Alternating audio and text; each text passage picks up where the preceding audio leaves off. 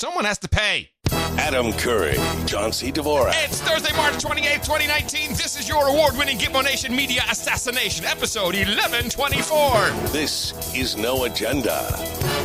It's a dark day for the internet, and we're broadcasting live from the capital of the drone star state here in downtown Austin, Tejas, in the Cludio in the morning, everybody. I'm Adam Curry. And from northern Silicon Valley, where we're maxed out, I'm John C. Dvorak. It's Crackpot and Buzzkill in the morning. Maxed out on what? Maxed out on the Max plane. 737 Max. Are you still flying at all this year? Are you still on the Max story? It's like, move on, man. We have so many more stories to deal with. Getting stuff from people. Oh, I know. You know, there is one small problem that's cropped up. People are very quick to share something from a Google Drive, which I appreciate.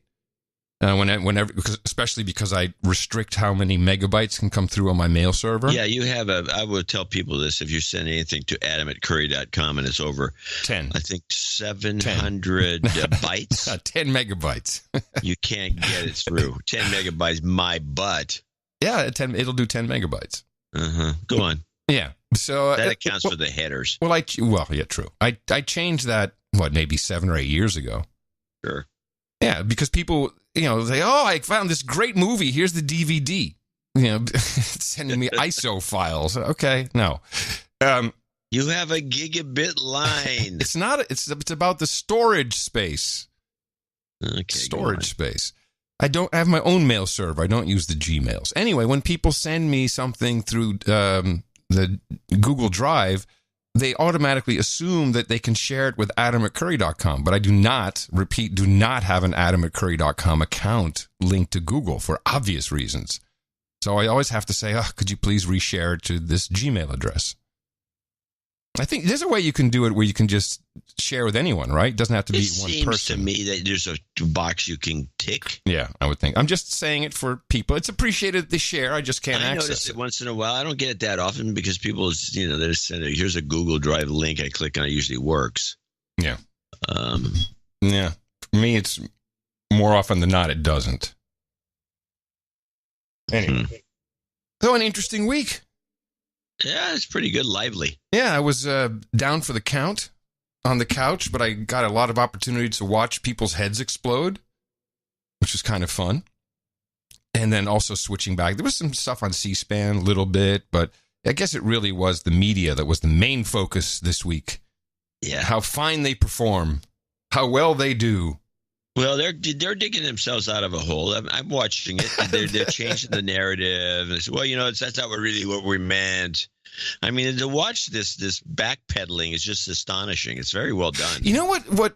Just from an overall meta perspective, what I saw was we had the 4-pager from Barr, which kind of said everyone like, oh, wait a minute, now we got a problem. We were very wrong. Then it was like, oh, well, don't worry, because the Southern District of New York, the Southern District of New York, that's where it's going to the rescue. Right. And then, so the Southern District of New York, the next day, the Southern District of New York speaks.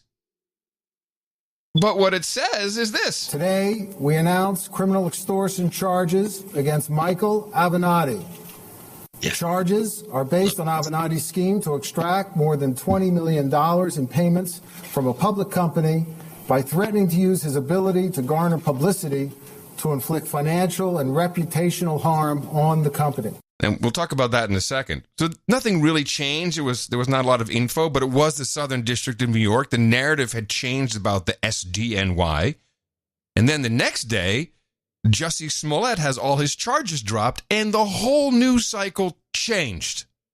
It was like this beautiful, dare I say, orchestrated moment where we don't know what to do, and boom, we got a 2-punch with a tap first and then a solid left hook, and now we're into something else. And then the pivot started. Now as you say, the news is starting to dig itself out of the hole. And when you look at, Avenatti connected to CNN. But, yes. The thing about Avenatti, I don't know, do you have any clips of this I do. Besides that? Yes, I have a Fox Business News analysis. Well, the thing about it, what, unfortunately for him, or what for the news media, is this really puts into doubt the whole thing with Stormy Daniels.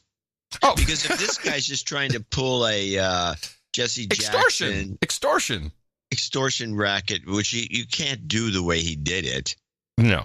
I mean, you have to know how to do that properly. How about this clip we'll listen to this Fox Business News clip, see if we learn anything more about what actually happened. Because I think there is a real story here. It's just he played it in a stupid way. Sense that people were looking out for money for Michael Avenatti. His law firm had filed for bankruptcy. His ex-wife was looking for money. Is there any background you could share that perhaps what would have led him to? Because this whole Nike thing went down in basically just the last couple of days. Yeah. Well, what I think is interesting about the speed of the Nike situation, I mean, it literally is like a 4-day case, is that they moved this quickly to do criminal complaints. And I tell you, there's 2 reasons for a criminal complaint in a white-collar case, which this is still primarily a white-collar case. The first is it lets people at press conferences say a lot more because there's a public record of an affidavit that has more in it. So you could see from the New York press conference in particular, I mean, they were laying it on thick, calling him everything under the sun and describing every nook and cranny of their case. The other thing it does is it says we're not going to wait and do grand jury. We're going to hurry up and put handcuffs on this guy. And I'm a little curious whether the government's perspective is going to be that this man needs to be locked up pre-trial, that they wanted to hurry. They see a person who's out of control. They argue that he's a risk of flight. They may even argue that he's a danger of economic harm, which is kind of a rarely used theory for detention. But I think the next week or so is going to be very telling in terms of what their approach is going to be towards this guy. I just want to point out how much like the end of The Godfather this looks like, where all the enemies get it at the same time. The Mueller report is a bust. Avenatti gets hauled off. The other guy, Garagos, there's a CNN connection. There's a connection to Kaepernick, the quarterback. Mr. President, warm up the Twitter fingers. You have a long night ahead of you, sir. That was another kind of analysis you could make. I kind of like that. Yeah. Trump, the Godfather, got all his enemies in one fell swoop. But the Nike thing, you know that's probably going to be true. The allegations of them paying kids. Apparently, they had recorded him.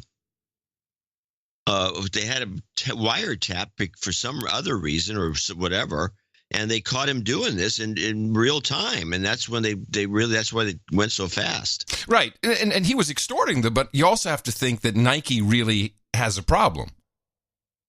You know, amidst the college admission scandal, and you know them, because the accusation I think is they're bribing young athletes, paying them, signing them up for contracts in high school.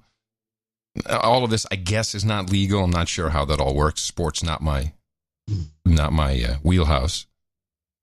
Do you know anything about these charges? I don't know how much trouble they're in, actually. I mean, they're pretty circumspect about those deals. They like to sign people up for their shoe contracts. Mm-hmm. As soon as they can, if they have any potential. But a lot of it is, I'm sure I doubt that I think this guy just was. You don't think it was a preemptive strike? False accusations, personally. There hasn't been any exposition on the Nike. I mean, no, there hasn't. Slave labor to make shoes. That's the real problem here. We should go talk about that with them. Yeah, I'd like how Avenatti was sitting there. Hey, man, you want me to wipe off $10 billion off of your client's market cap? Wow. What an idiot. Yeah. And he was supposed to be the front runner for 2020. Yeah, right. He's going to run for president. CNN can pick him, can't they? Really good. Really, really good. Well, CNN's got, they're finally coming to grips with this problem. Do you think they're coming to grips with it? I don't see them coming to grips with anything. My understanding is that there's been a lot of meetings.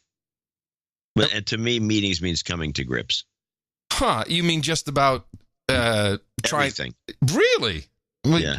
Do tell. Is this an inside source? What are you learning, bro? No, it's been floating around. It's in the trades. Yeah, they're concerned about their reputation. How about their ratings? Their ratings. The thing is, they've been using this trick to get their ratings up, but their ratings haven't budged against MSNBC, which is the real bad actor here that nobody wants to talk about. But what everyone on Fox has been spouting is that both CNN and MSNBC's ratings tanked. I think they're focusing mainly on CNN. Tanked 50% after the Barr interpretation of the Mueller report came out. How many did you do it? That's bull crap.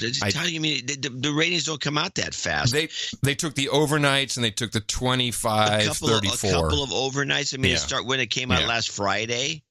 Yeah, no, they took the difference between Friday or Thursday and Monday, I think. It was a ratings. It's a way of reading the numbers. Okay, well, it's possible. I'm not saying it's not possible.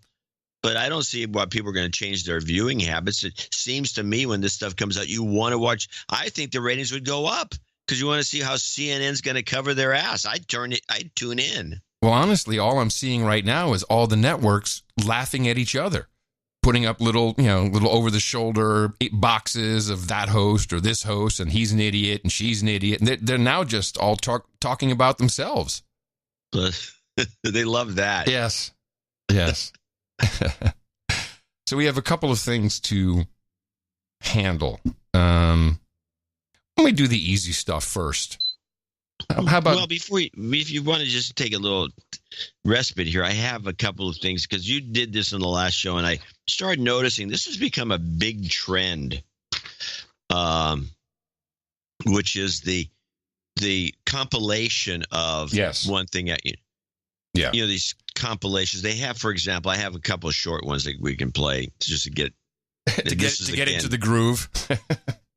I got the compilation. This is just one show of Rachel Maddow. This is the compilation of Rachel from one single show during this mania. Russia, Vladimir Putin. Russia hates Russia, Putin. Russian, Russia, Moscow, Russia, Russian, pro-Russian, Russians, Moscow,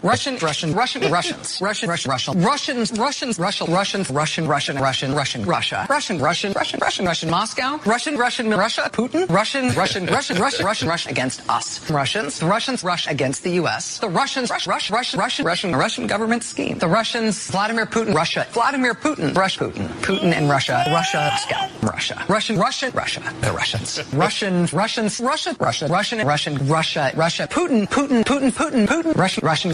Russia, the Soviet Empire, the second of the 20th century's great evils, communism, communism, Russia, assault by Russia, Putin despises the West in general and the United States in particular, the Soviet Empire. Russia.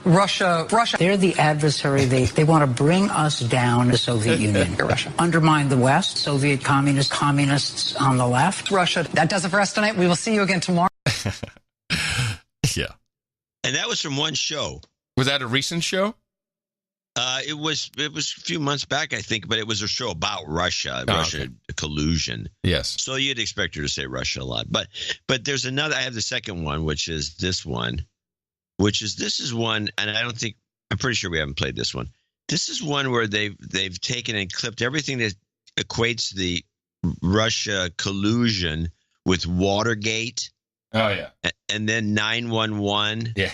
And treason. Russia hacked our election. That was a 9/11 scale event. At the caliber of a Pearl Harbor or a 9/11. Do you agree with that? I completely agree with that. The election of Donald Trump was a little bit like, a political and constitutional September 11th. That was a Pearl Harbor scale event. It was on the scale of a Pearl Harbor, a 9/11. It is a 9/11 danger to the sovereignty of the United States. They attacked the core of our very democracy. Robbie Mook, the former Clinton campaign manager, said it's like Watergate. Parallels to Watergate here are eerie. It's just like with the Watergate scandal. Revelations that have some raising the specter of Watergate. Dan Rather said this has the potential to be bigger than Watergate. Is bigger than Watergate. Scandal as big as Watergate. One Democrat now using the word treason to describe the new Russian revelations. You, sir, floated the word treason. It seems like there's a lot of evidence that there are members of the administration who are more concerned about Russia's goals than our own. That, I believe, is actually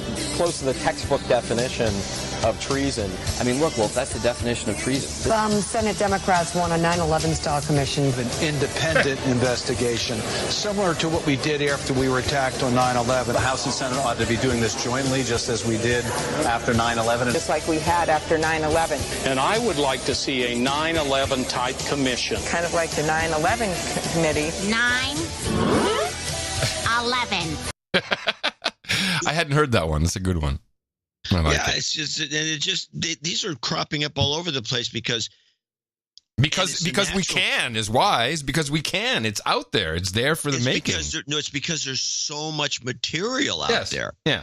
I have for one. the last 2 years, these networks, just to get their ratings up, apparently that's what everyone thinks, is they have been harping on this. And so you have, it's rich. That was a 1 minute, 28-second clip of 9/11 treason and all the rest. But you could put together probably a good hour. I have one myself. I won't play the whole thing, but I'll just, I picked up a new one myself this morning. Does the public understand just how much trouble the president is in? To believe that the president isn't compromised requires such a leap of faith. I think we have all the proof we need of a scandal that's arguably worse than Watergate. Do we know if there is still this belief and aspect that the president is working for the Russians? I can't answer that. The U.S. president possibly working for the Russians. I mean, it goes on for 2 more minutes. We've heard enough of it. But yeah. It goes on for days. Yeah. We should take, by the way, you have about 3 or 4 of these recent ones. We can take a whole week off. I think we can put together an entire show. Well, I do have 2, like 1:45 in length clips, but they're from Glenn Greenwald. And he did his own version of a takedown of the media and MSNBC in particular that I thought was really good. We've always played Glenn Greenwald clips. We've always liked him on the show I want to preface this clip with the comment that Greenwald noticed about maybe 6 to 9 months ago that they stopped bringing him on these shows. Yes. Yeah, that's what the first clip is about. He was getting irked by it, I think, because he likes the attention. And so he really started building up a lot of material to blast these guys. And then another kind of an element to this was they also stopped putting him on Democracy Now! Oh. And so they brought him back to Democracy Now!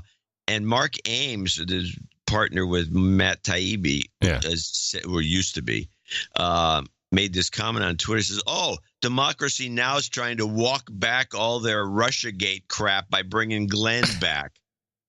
That's exactly what it was. Yeah, exactly.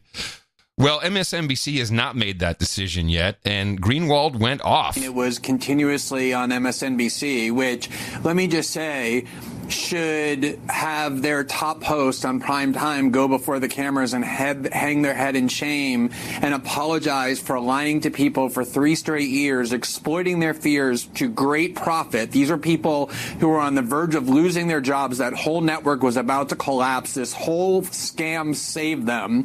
And not only did they constantly feed people for 3 straight years total disinformation, they did it on purpose, Tucker. And the proof of that is that unlike you, who has been criticized in a lot of different ways by the left, some of which I agree with and we've talked about before, the first time I ever watched your show, you had on Adam Schiff, the leading Democrat, to talk about on your set for 12 straight minutes collusion so that your audience could hear the other side of the story. MSNBC did the exact opposite. There was a whole slew, not just me, of left-wing journalists with very high journalistic credentials, far more than anyone on that network, like Matt Taibbi and Jeremy Scahill and many others, including myself, who were banned from the network because they wanted their audience not to know that anybody was questioning or expressing skepticism about the lies and the scam they were selling because it was so profitable. They did it on purpose. It was a total fraud that they perpetrated on their audience. And to the extent that they talked about it at all, it was to call us agents of the Russian government, to defame us as traitors, and to lie about us continuously to their audience. And there's still no accountability. They still won't put us on their airwaves. They still won't apologize. And they're still lying to their audience. They don't want their audience to know what they did to them for 3 straight years on purpose. Yeah, I think he's kind of angry. Little bitchy, he needs to go on. Well, he is a lefty. We know that. He's very lefty. And he's right. Everyone he named are these lefties. He's a lefty who's right. A different perspective. By the way, this is the same thing that's going on with climate change. Yes. Now, before we go there, I want to play the second clip. I don't want to go there yet. Okay, I want to play the second clip because here he takes on a total no agenda stance, a lefty who's right about the intelligence agencies and who is being put on the air, which I think we've been talking about that since show number 1. It is completely corrupted journalism. The whole point of what we were supposed to learn from the debacle of WMDs in the Iraq War, which, by the way, this network that we're on was one of the leaders of, was the fact that we were not supposed to trust intelligence agencies when they say things without evidence. And not only did MSNBC and CNN use those people as their sources, they hired them as their news analysts. So if you turned on CNN or MSNBC, it was basically state TV. It was CIA TV. 3 weeks ago, Tucker, 3 weeks ago, John Brennan was on MSNBC, and he said that he strongly believes that Robert Mueller is going to indict members of the Trump family either before or after March 15th because he's too noble to use the Ides of March for having conspired with Russia. They kept all dissent off the air. They turned themselves only into the spokespeople of the people they're supposed to be investigating and scrutinizing, which is the intelligence community and the military officials who now are their colleagues, who now report the news. You have government officials who spent their whole careers in the Pentagon and in the CIA. They're disinformation agents who now work at CNN and MSNBC shaping what their news is. And that's why these channels turned into disinformation campaigns, because those are the people that they hired, the people they're supposed to be serving as watchdogs over, the people who are neocons, the people who lied the country into war through WMDs. Not only did they have no accountability, they got rewarded by becoming the stewards of these networks, and they lied to millions of people for 3 straight years, and huge amounts of accountability is needed. And what he's doing here is he's taking a page from Matt Taibbi's article. If you haven't read, I'm sure you've seen it, John, but if you haven't read this yet, Matt Taibbi literally says this is our generation's weapons of mass destruction. And that's a different tactic. I like that one a little better than climate change, although that's underway as we speak. That scam. But the weapons of mass destruction was a media and press failure. Massive. Yeah. Yeah, a couple people died, so I don't think they should feel bad about it. The funniest thing, which is quite Orwellian, is the list of pundits that the White House sent to TV producers. Did you see this? No, I did not see this. They sent a note. Hold on. I'll bring it up here. And the note says, it's Director of Communications for the President. As you know, Special Counsel Robert Mueller's report found that no one associated with President Donald J. Trump's 2016 campaign colluded with Russia, despite repeated offers from Russia-linked operatives. The special counsel also made no recommendation on obstruction, which is a decision in itself. Using the information provided by Mueller, the Attorney General and Deputy Attorney General determined that there was no obstruction. This is all the result of the special counsel's 2,800 subpoenas, 500 search warrants, 500 witness interviews, 40 FBI agents, 19 lawyers, $25 million in taxpayer funds, and a partridge in a pear tree. The only way to interpret these conclusions is a total and complete vindication of President Trump. The issuance of these definitive findings comes after 2 years of Democrat leaders and others lying to the American people by vigorously and repeatedly claiming there was evidence of collusion. They made many of these false claims without evidence on your airwaves. The list of guests who made outlandish false claims include, but are not limited to. So here's the list. We have a list. A list. A media list. Blumenthal. And they have little examples of what each of these people said. Blumenthal, quote, "The evidence is pretty clear there was collusion between Trump and the Trump campaign and the Russians." Adam Schiff. "I think there's plenty of evidence of collusion or conspiracy in plain sight." Gerald Nadler. "There was obviously a lot of collusion. The question is, how high?" Eric Swalwell. "In our investigation, we saw strong evidence of collusion." DNC Chairman Tom Perez. "And over the course of the last year, we have seen, I think, a mountain of evidence of collusion." Former CIA Director John Brennan. "I called this behavior treasonous, which is to betray one's trust and to aiding and abetting the enemy, and I stand very much by that statement." And then they conclude by saying, "Moving forward, we ask you employ basic journalistic standards when booking such guests to appear anywhere in your universe of productions. You should begin by asking the basic question: does this guest warrant further appearance in our programming given the outrageous and supported claims made in the past? ? At minimum, if these guests do reappear, you should replay the prior statements and challenge them They should have just put together a package and sent it to them. I'm going to ask them to do this. No one's going to do this. Of course not. But I think it's and now they guys like Schiff who are really kind of douchebags. They can weasel their way out of it. Well, you know what I meant. What I meant was this, and well, I still think there's some evidence, and it's just a shame that it didn't get, it wasn't that obvious, and so we're going to do some more investigation. I mean, that guy. I just think it's unique that a White House or president sends out a list of people you should not have on. Well, it's like a blacklist. It is a blacklist. But it doesn't work as a blacklist because it doesn't stop anything. If it was a true blacklist, it would be more onerous. Oh, who knows what's out there? Who knows? Who knows? So there's a million. Sounds like something Kellyanne Conway did. It does. It does. Yeah, it has all the elements of a Kellyanne Conway release. Yeah. That sounds really weird when you think about the money shot and her release. Whoa. Hey, I may be sick, but I'm not dead. Yeah. So there's a million clips that, of course, Fox is just hitting this to death with everyone who was wrong.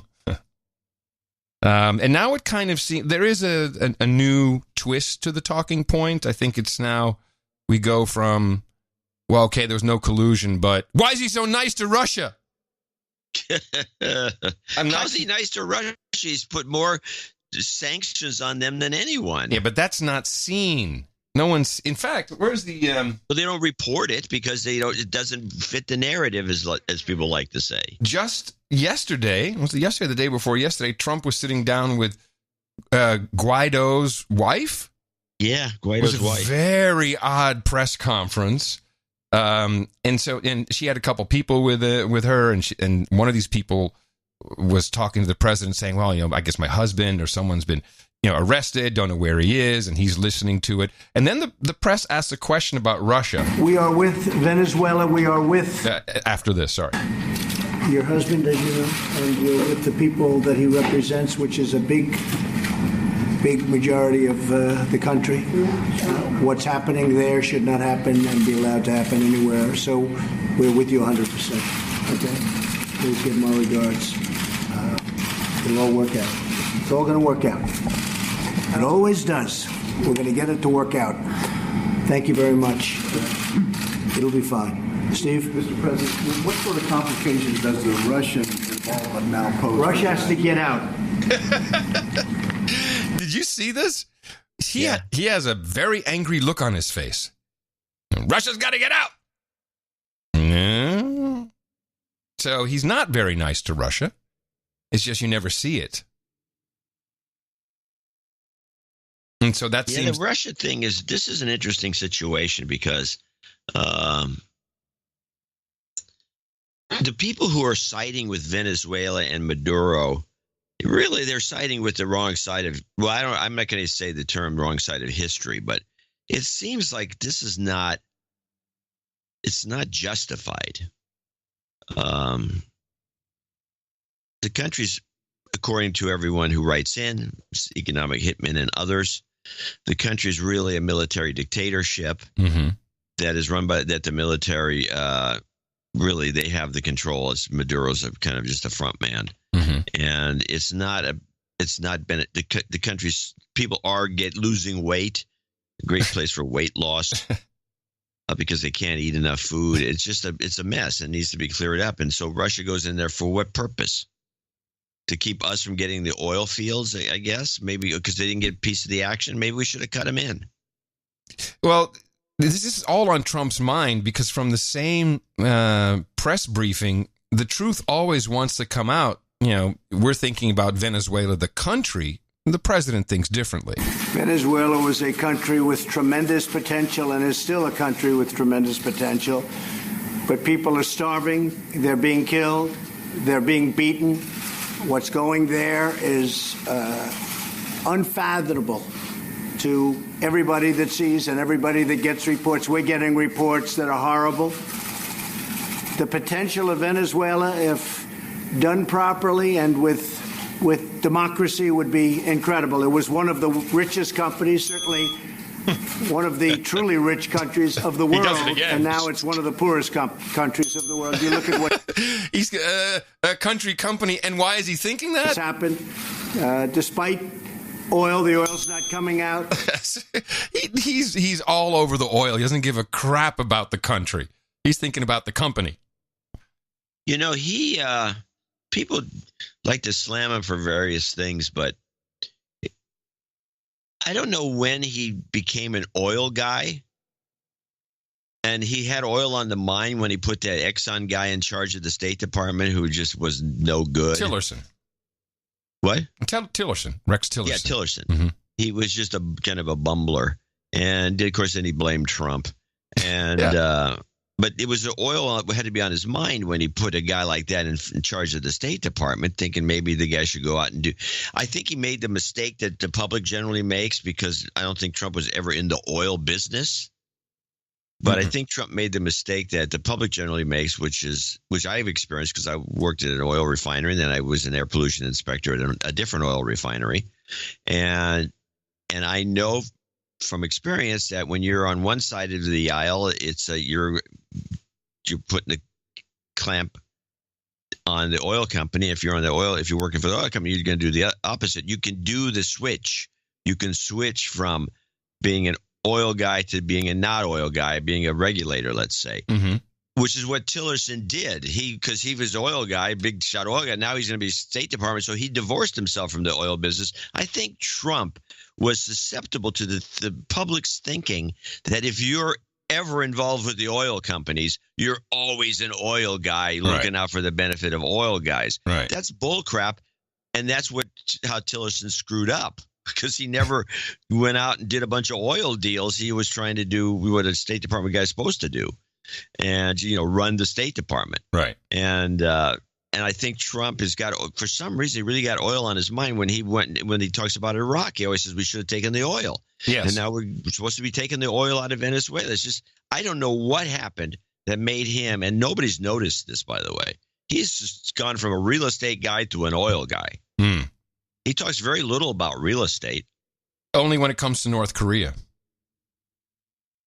Yeah, they got no oil. Exactly. What can I real estate. Yeah. Beachfront property. Yeah. Well, it's troubling. Because honestly, I'm a little confused. I'm on one hand, I want to believe the people who we hear from and there's a lot of evidence that it really is bad in Venezuela. On the other hand, come on, this Guaido guy, I mean, give me a break. This is just a failed coup at this point. I'm bringing his wife in. With the Obama clone. Right. So, I don't know if he's really invested in that, but when he's talking about the company Venezuela, I don't know. Well, this is a stillborn so far. They have not, our CIA, who's supposed to be orchestrating this, has not done a very good job. Well, they haven't done a very good job. Unless they've been cut out of the deal, and it's just the State Department, which is possible, and they're boneheads too, apparently. We don't know. We don't know what group is behind it, because there's too much. It's been covered up pretty well. It has to be either the State Department or the CIA. It has to be one of the two. Yeah, it can't be both. Can't be both. Can't be both. And it has to be one of them. Yeah.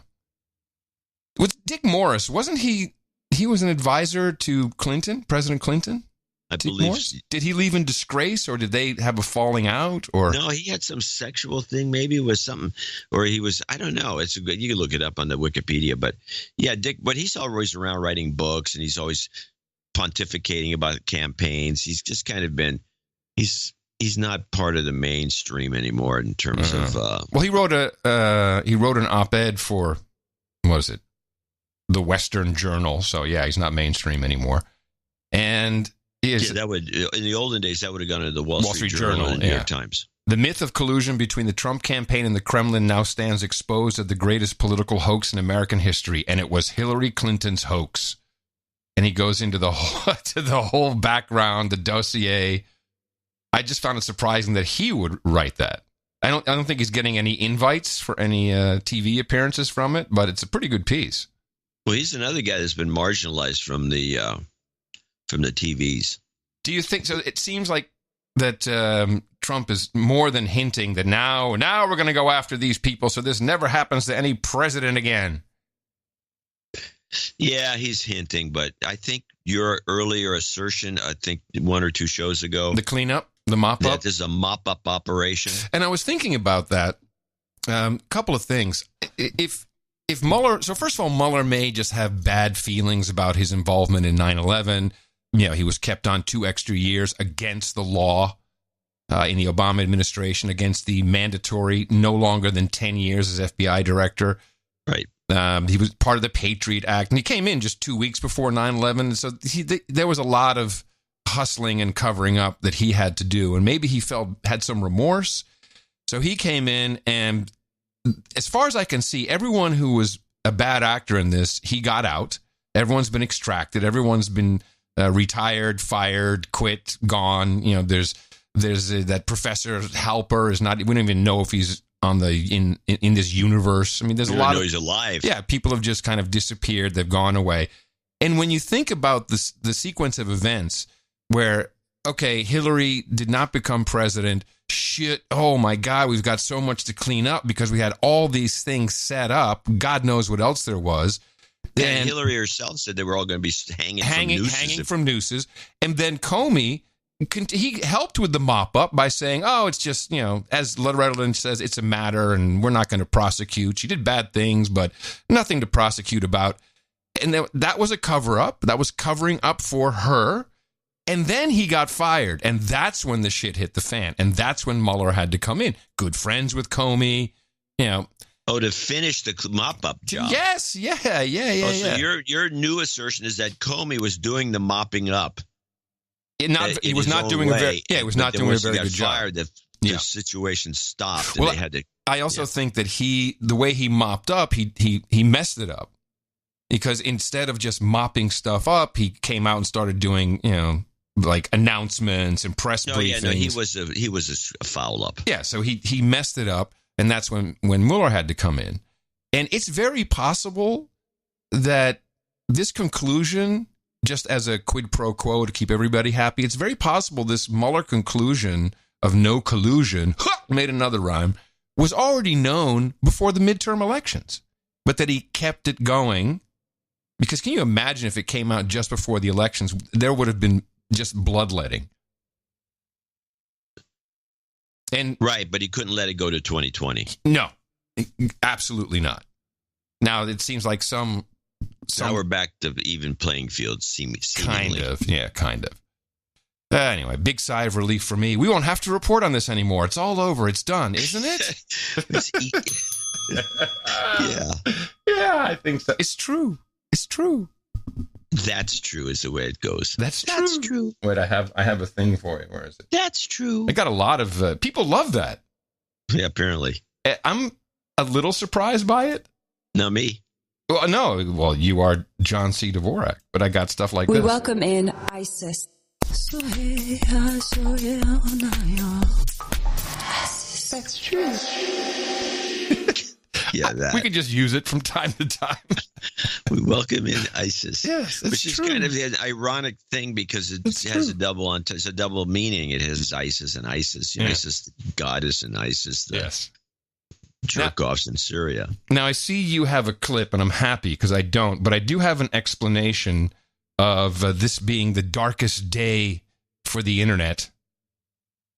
And this pertains to the European Union passing, at least in the Parliament, Article 11 and Article 13 of the new copyright directive. Yeah, and by the way, I want to mention that this was not on any main. I didn't see this on CBS, ABC, NBC.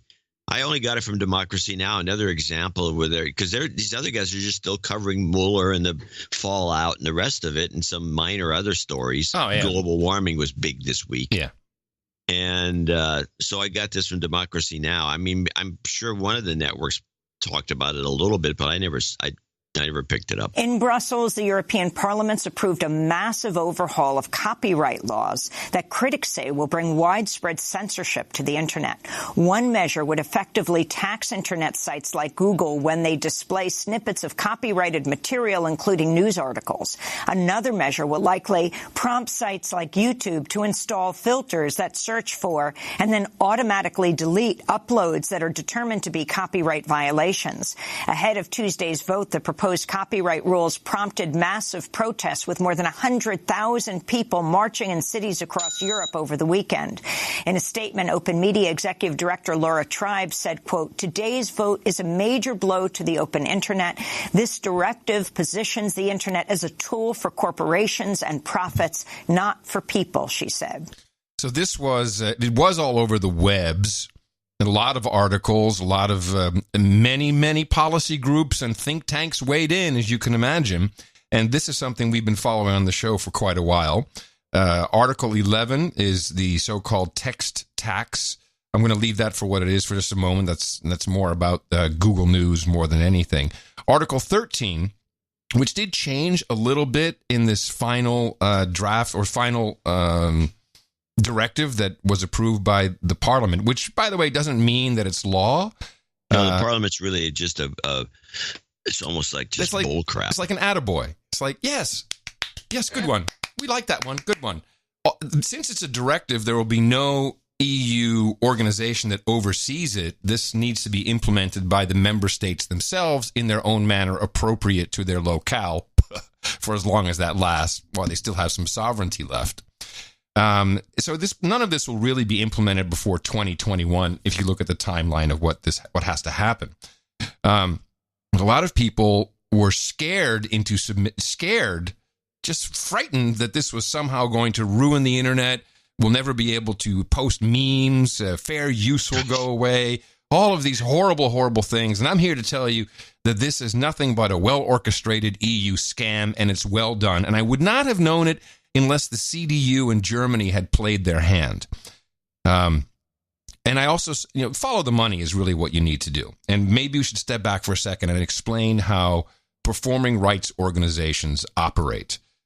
There are organizations in every country, just to name a few. You have ASCAP, BMI, you have GEMA in Germany, you have CSAC, which is mainly France, but it's overall, I think it's a worldwide organization. You have Buma Stemra in the Netherlands. I mean, I could go on and on and on. And these organizations have statutory right to collect money when copyrighted work is used. And but you have to be a member. You have to be a member to receive money from that. But these are the people. I mean, go ahead and if let's say there's a farmer's market, and you just go up there with your DJ set and you start playing some tunes, and you do that on the Saturday.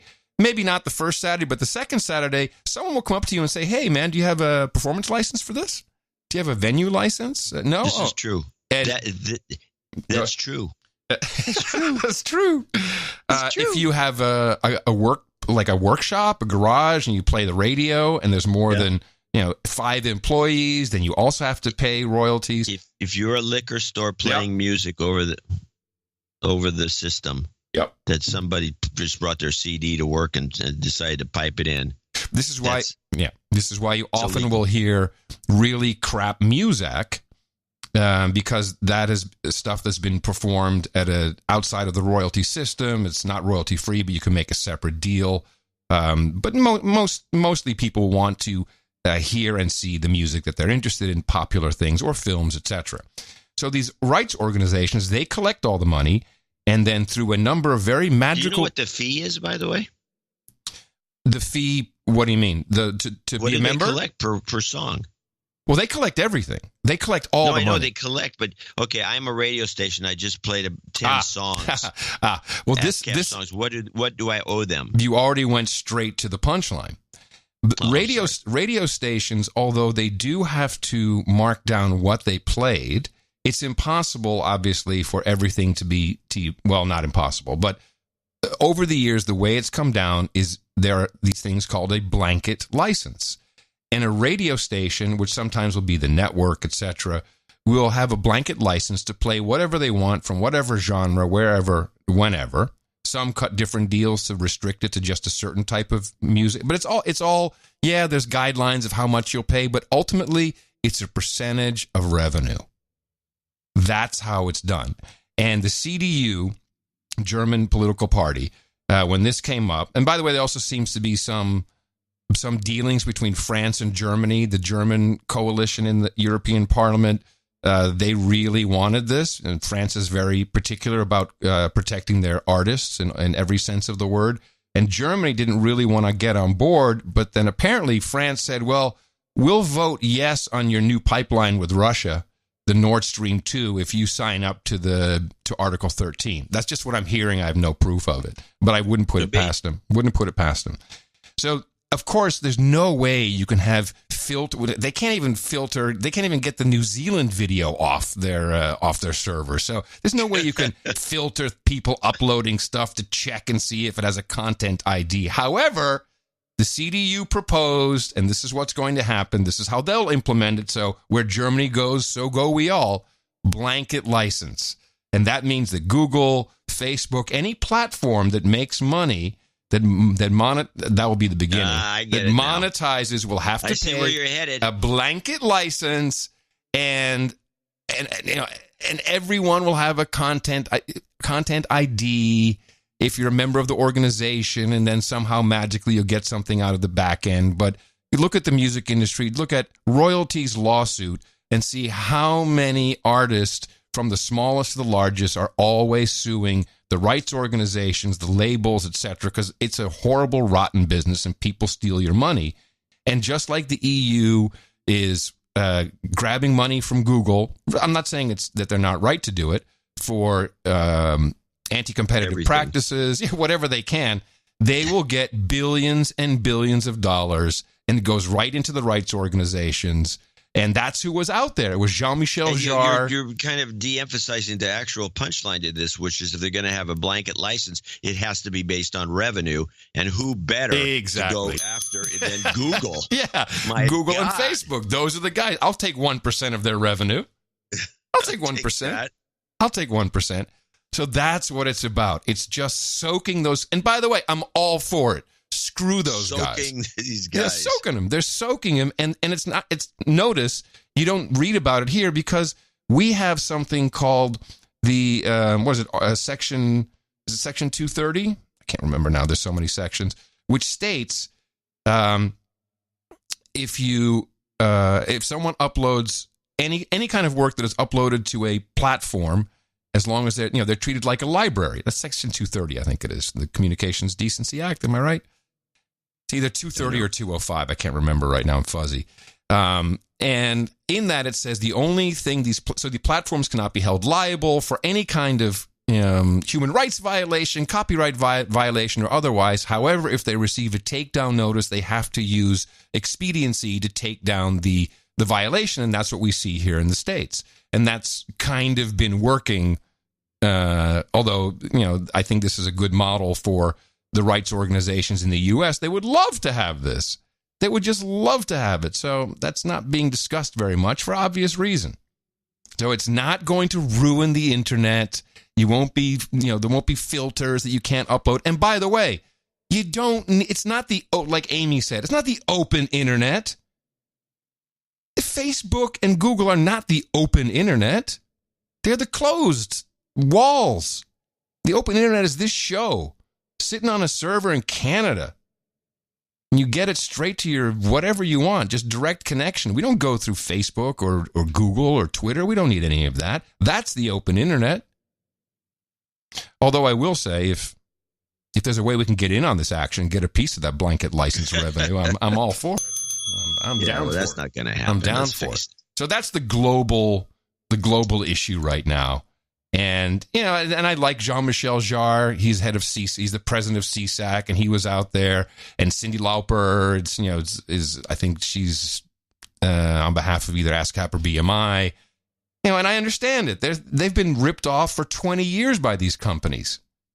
Now, the real problem, I think, is these PROs, the performing rights organizations. They're the ones that are actually not, they got nice buildings. Let's put it that way.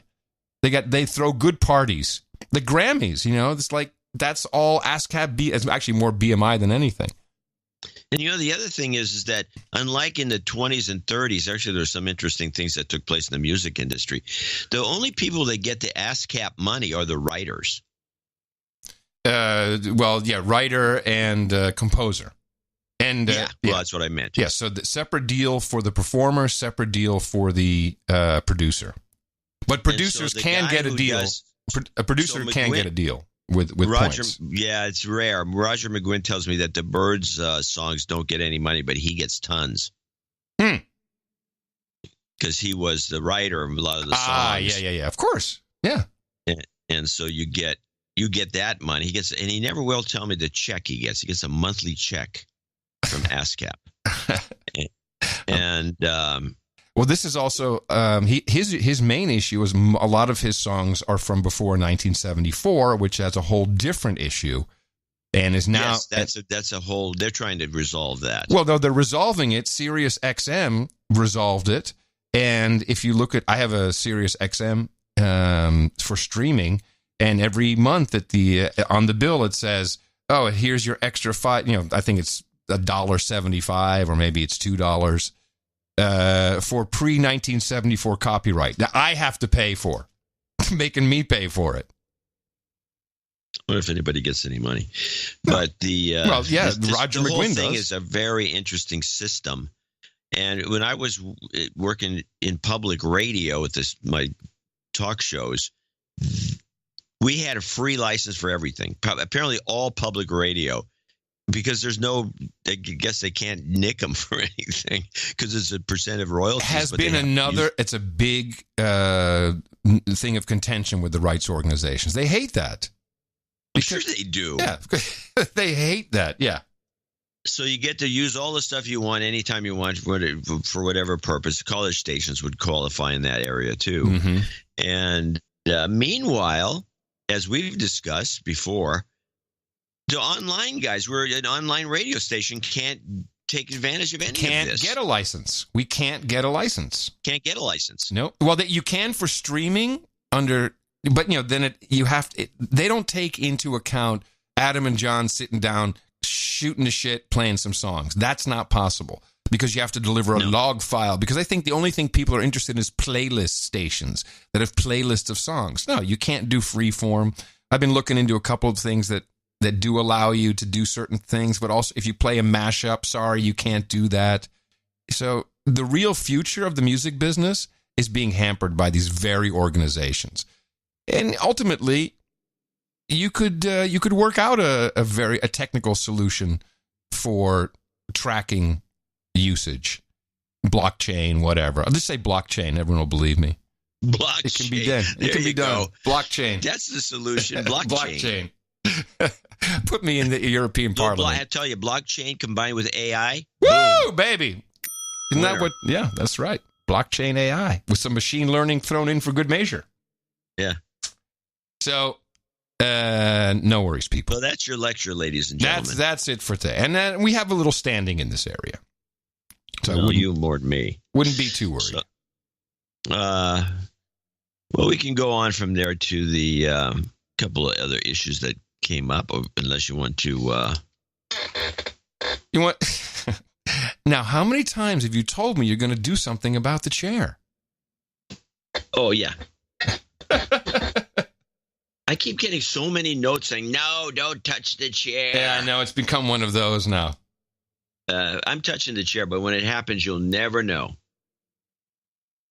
It'll just all of a sudden be dead silent. I'm just warning you.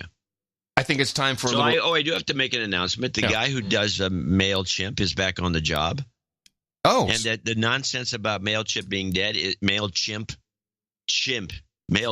not MailChimp, Squirrel Mail. The guy who does Squirrel Mail is back on the job, and all the bull crap that you said on the air is just what it is. Bull crap. I was only reading from the reports that PHP needs to get rid of Squirrel Mail. I specifically asked the Squirrel Mail guy. The guy from Squirrel Mail. the guy who invented it, and the guy who he says, there hasn't been anything going on because I haven't done anything in a couple of years, and I'm the only one who works on it.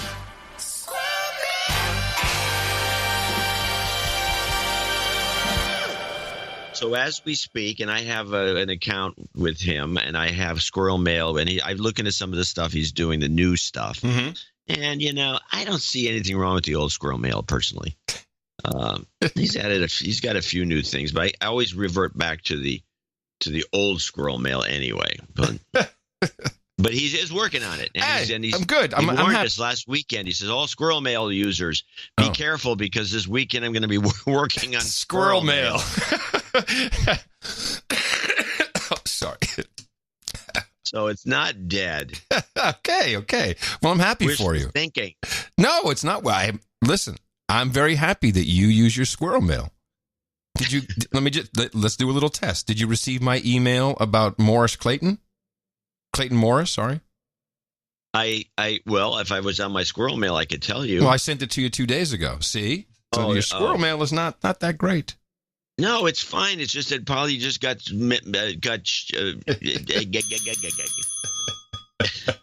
Let's see what it says if I look up Adam. What about Morris Clayton? Clayton Morris. Oh, okay. Well, this is Natalie Morris's husband. Yeah, he's gone into real estate. Well, there's a big New York Times expose about how he's about to be driven out of real estate by a lot of angry people.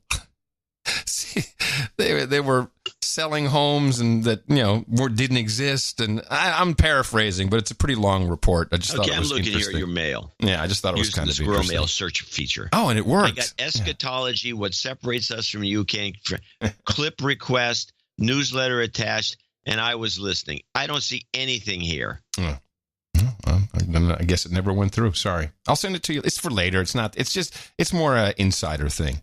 Like an after show but thing. The thing about him, I watched him. I knew you couldn't leave him alone. He's a naturally good broadcaster. Yeah, he never should have given that up. He looks good on the air. He's got the right style. He's got very modern style. He could easily move into the NBC mainstream and become big shot, making millions. By the way, those guys make $10 to $15 million a year easily. Mm-hmm. The anchors. Mm-hmm. He could have gone in that direction, and he's a natural at it. I thought he looks, feels, and sounds like a broadcaster. Yeah. Well, I think they did about $5 million in this Morris Invest thing, and it's kind of gone south on them. Several hundred people want their money back, and it didn't turn out well. So. Oh. And the reason why we bring it up is because Natalie Morris was a John C. Dvorak discovery who we both honed. We honed her. She'd never been on camera ever before. We turned her into something pretty good for a while there.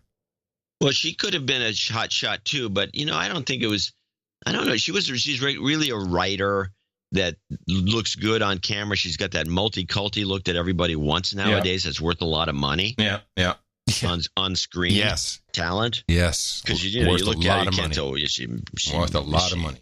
Is she Latino? Is she Italian? Is she Greek? You don't know. Yep. It's the perfect look and worth a lot of money. And she never pursued it with the kind of enthusiasm she could have. I don't think she really wanted to work. Yeah, she didn't want to work. She didn't really want to work, no. Well, with that, I'd like to thank you for your courage and say, in the morning to you, the man who put the C in Squirrel Mail, John C. Dvorak. In the morning, you, Mr. Adam Curry. In the morning, ships to sea, boots on the ground, feet in the air, subs in the water. The name is nice out there. In the morning to all the trolls in our troll room. Couldn't find my echo box. Oh, okay. You got it? You want to do it over? You want to... No, I don't want to do it over. Trolls, good to see you at noagendastream.com. And that's where you can always hop in and throw out some one-liners, let us know when we're messing it up, when we're doing something wrong, correct us, or just troll. That's what it's for. I'd also like to say in the morning to our artist for episode 1123. The title of that was Cancel Culture. And Adam at Sea, has he ever had artwork chosen? I have a feeling he has. Adam at Sea. I had to click on his name. That thing. It was a fun piece of art. It was the methadone ice cream truck. Out here, let me stop. So we're at the dinner table. Yes. And before we talked about the show, the Nick mentions cancel culture, but he doesn't use cancel culture. But he was talking about how these people at school are talking about how people get canceled. He went on and on about it, and I, without even knowing, I said we just did a show on it. And he went, "Oh, that's too bad. Now I got to listen to it." They don't do that. And so, but meanwhile, Jay, who's the artist in the family, yes, genuine one, she holds up her phone, which has got the show on it with the art. She says, "This is the greatest art you've ever done." Really? She just thought that was a fantastic piece of art. Well, hopefully you didn't take credit for it. You said it was Adam at C and not John C.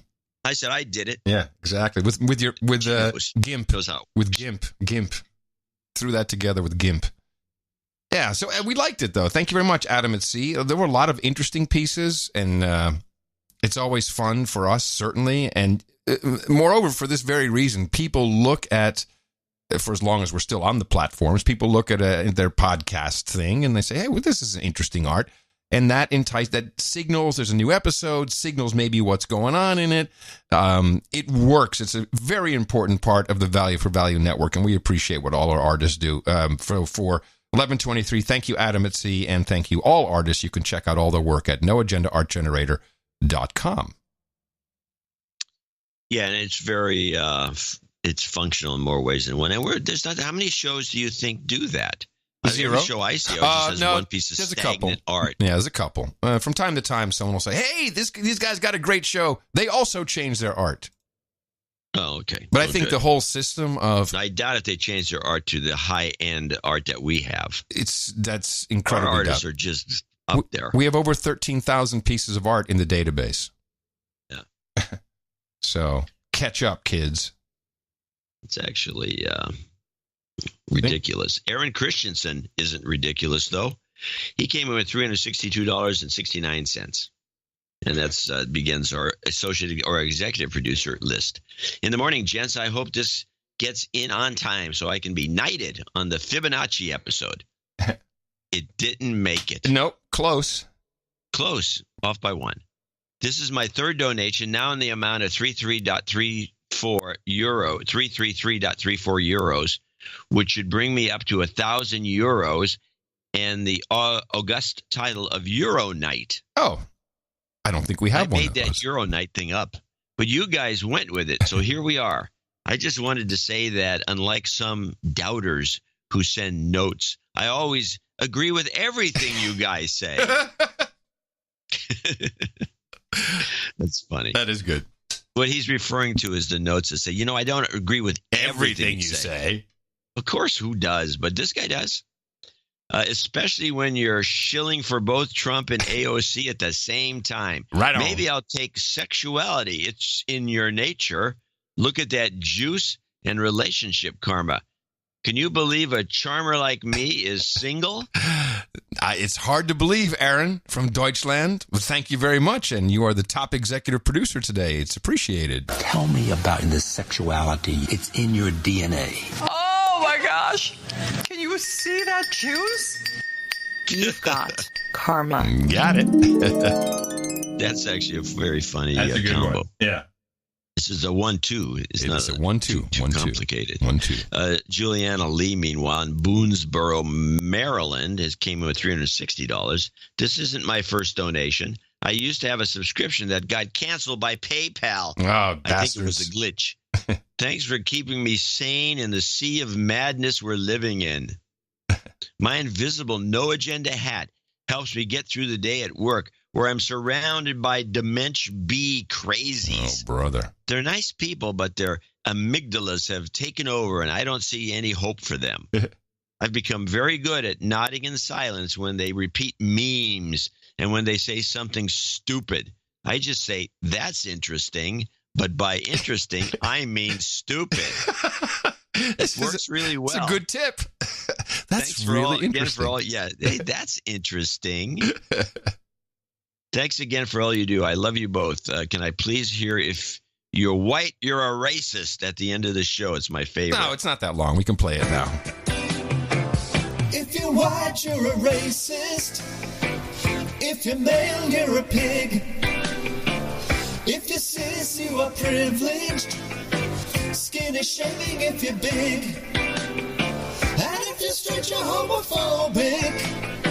Heaven help if you're wrong. So don't have an opinion and just do what you're told. Another fantastic parody from Secret Agent Paul. And thank you very much, Juliana Lee, for your contribution to the show. So Sir Roy Pierce comes in with $334 flat from St. Pierce, which I think is a nice coincidence. St. Pierce, Florida. He sent a very small note in. Just said, John, I would expect 737 maneuvering characteristics augmentation system to have redundant angle detecting sensors and accompanying sensor agree alarm capability. And further, expect pilots to know corrective action when there is an instrument failure. Sir Roy. Yes. Well, the backup sensor, I believe, was an extra option on the 737 Max. You had to buy it. You had to upgrade to the extra option. And, there's some issues there. Yeah, well, so they're grounded.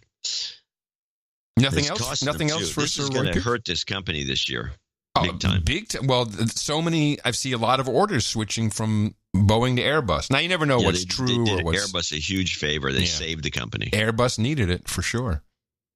Sir Tony Jedi Knighted the Coders, $269.69 becomes our first associate executive producer, and he sent an email in. Let me just take a look at. I didn't check this. I think that was listed as a missing email, and I don't have it. Well, let me use Squirrel Mail and do a search. I have a very old email from him from February. Yeah, but I don't have anything recent, so I don't know what happened. Send it again, good. Tony. Send it again. How do you spell his last name on there? It's I got the TGARL. I don't want to give his email out. Well, you don't give his email. I just need the name. He's not on Gmail, so it doesn't, No he is on Gmail. He is on. Boy, talk about missing that one. Okay. I'll just go back and look. Okay. I already played the Squirrel Mail. Can't play it again. But it's performing fantastically. I'm glad that it's not going away. It hasn't been retired. That's fabulous. Maybe we'll just have to have him. I'm looking and it says no mail found. Okay. And I'm spelling it right. All right. Sir Tony, Jedi Knight of the Coders, please resend. Send it to me. Yeah, I got nothing here. All right. Onward.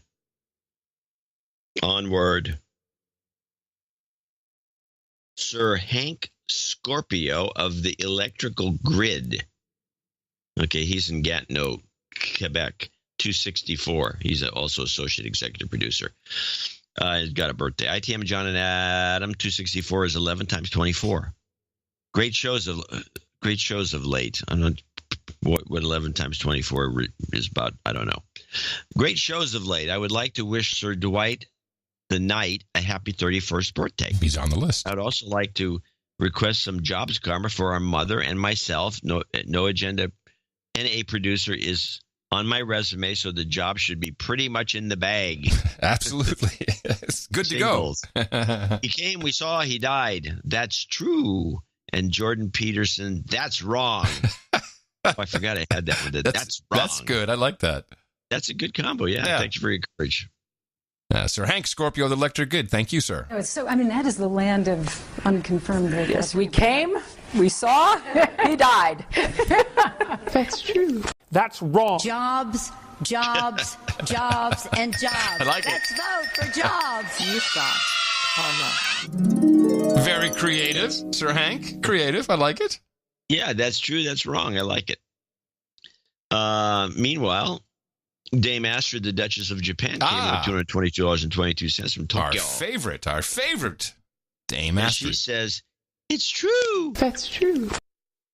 Thank you always from Cherry Blossom Paradise, Dame Astrid, Duchess of Japan, and all the disputed islands of the Japanese Sea, Japan Sea. Good to hear from you, Dame Astrid. Hope all is well. Thank you for that. Hope all is well. Always good to hear from you. Yes. Stephen or Stefan Kunkel. We have to consider the pronunciation of that first name, which is always, when I was a kid, and you've always thought this, has always been pronounced Stephen. Yes. But ever since Stephen Curry came around, but this is with the he E-N. mucked it up. Okay. He's mucked it up. Yep. $201 even from Atlanta, Georgia. Just a quick note to the creators of the greatest podcast in the universe from a member of the Generation X. I started listening about 15 months ago, and I've been enriched ever since. As a mergers and acquisitions professional for over 20 years, I can attest that you are on point most of the time when major corporate news events lead you to consider the merger takeover angle. In fact, I've worked at a Big Four firm in London 2005 to 2008. And one of the services we offered the board of directors of large corporation clients was called the bidder defense, which is basically a deep dive into any and all skeletons in the company's closet, including lawsuits, corruption allegations, senior management's shady background, such as hostile divorces, online videos, DUIs, etc. That could cause, any of these can cause a drop in price, thus making the company vulnerable to a potential hostile takeover. Yes. We would alert the board of these matters so that they could mitigate / prevent any fallout. Keep up the good work, homies. Please play the Obama Mexican no hey sound clip. Hey, listen. No. You're in my house. Hey, come on, guys. No. Shame on you. Hey. Okay. No. I'm up in the house. Hey. Drinking the booze. No. Hey. All right. Did you answer your phone?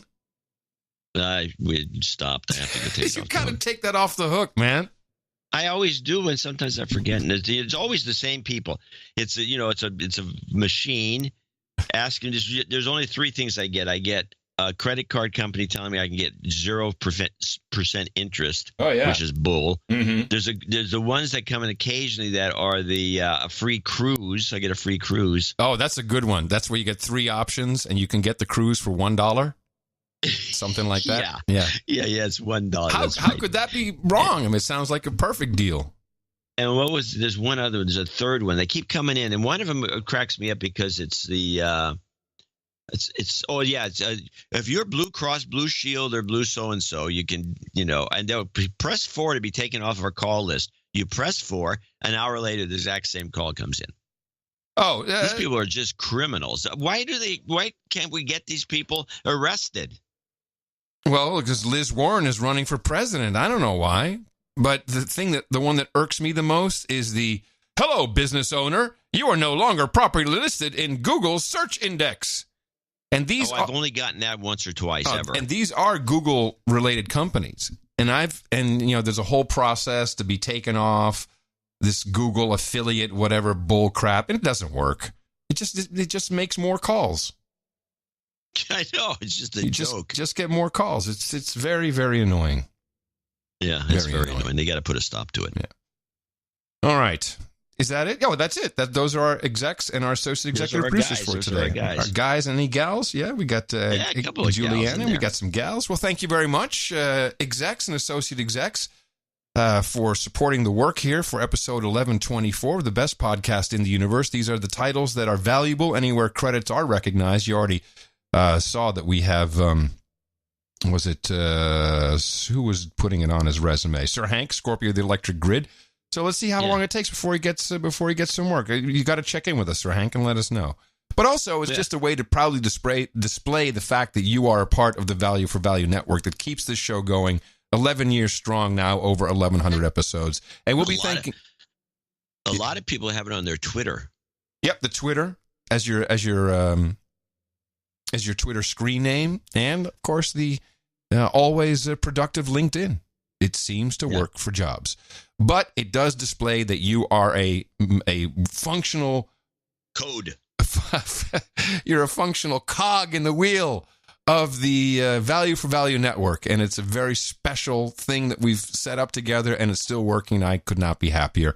And we'll be thanking more people, $50 and above, in our second segment. And we will have another show on Sunday. For that, remember us at Dvorak.org/NA. So you can tell everybody that it is not the darkest day on the internet. Go out there and propagate it. Our formula is this. We go out, we hit people in the mouth.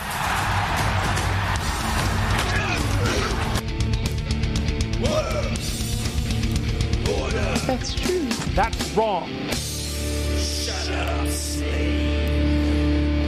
Yeah, I'm loving that combo. I'm loving that combo.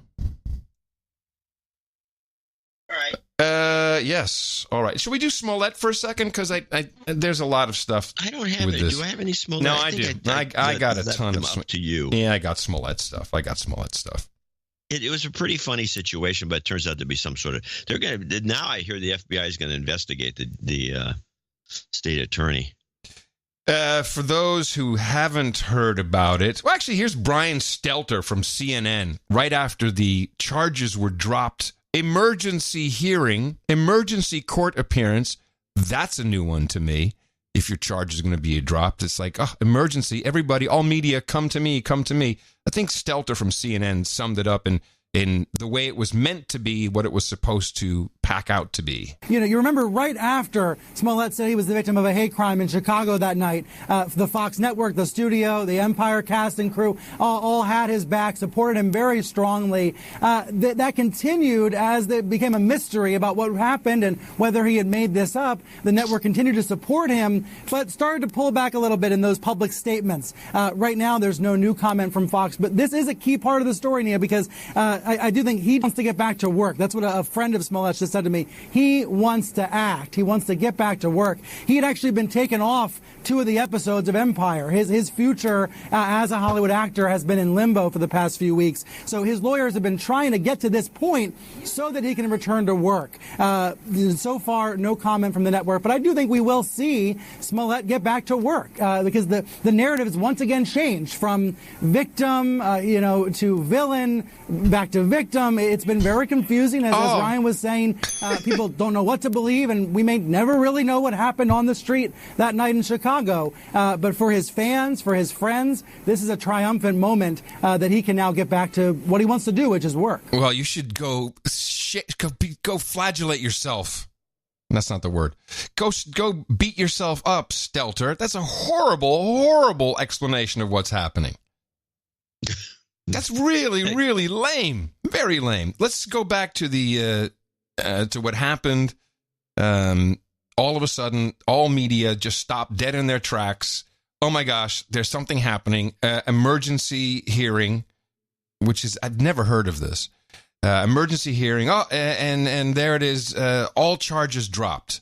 However, some small caveats. There's no charges, but he still has to forfeit his $10,000 bond and community service, which he apparently already did before he committed any of the 16 felonies, which are state felonies, level 4 felonies. We'll get into that in a moment. And which kind of insinuates that the charges were dropped, but was he guilty? Was he not guilty? Well, Smollett came out right after the charges were dropped, and here's what he said. Hey, everybody. I just made a couple notes. First of all, I want to thank my family, my friends, the incredible people of Chicago, and all over the country and the world who have prayed for me, who have supported me, who've shown me so much love. No one will ever know how much that has meant to me, and I will forever be grateful. I want you to know that not for a moment was it in vain. I have been truthful and consistent on every single level since day one. I would not be my mother's son if I was capable of one drop of what I have been accused of. By the way, I don't know about you, John, but for a guy, and I think certainly for a black man in America, when you say he's basically swearing on his mother's life, you got to be really careful with that. That, if I would not be my mother's son if a drop of this were true, there's some kind of guy code that really irks me. Like, we know he's lying, and I'll get to that in a moment. But he's sitting here just lying and saying, oh, like on my mom. That's very. You don't do that. Gross. That's pussy stuff, man. That's no good. I would not be my mother's son if I was capable of one drop of what I have been accused of. This has been an incredibly difficult time, honestly one of the worst of my entire life. But I am a man of faith, and I'm a man that has knowledge of my history, and I would not bring my family, our lives, or the movement through a fire like this. I just wouldn't. So I want to thank my legal counsel from the bottom of my heart. And I would also like to thank the state of Illinois for attempting to do what's right. Now, I'd like nothing more than to just get back to work and move on with my life. But make no mistakes, I will always continue to fight for the justice, equality, and betterment of marginalized people everywhere. So again, thank you for all the support. Thank you for faith, and thank you to God. Bless y'all. Thank you very much. All right, be very careful, son. Thank you, God, and all this stuff. Thank you for faith and my mom. And when you're lying like that boomerang could come back pretty hard. So there were a couple of responses to this. First of all, you heard Brian Stelter like, oh, well, hopefully he can just get back to work. We'll never know what happened. Yeah, that's how it will read in 5 years when Jussie Smollett comes back, and all we'll remember is, well, all the charges were dropped. We won't really remember what happened, so let's document it now. The superintendent of the Chicago police, who was very vocal about this hoax that Smollett perpetrated, who as an African-American man was very angry about the noose bit and just pulling a racial hate crime hoax. He had a response. When I came on this job, I've been a cop now for about 31 years. When I came on this job, I came on with my honor, my integrity, and my reputation. If someone accused me of doing anything that would circumvent that, then I would want my day in court, period, to clear my name. I've heard that they wanted their day in court with TV cameras so America could know the truth, but no, they chose to hide behind secrecy and broker a deal to circumvent the judicial system. My job as a police officer is to investigate an incident, gather the evidence, gather the facts, and present them to the state's attorney. That's what we did. I stand behind the detective's investigation. I'll let Mary Manuel comment further.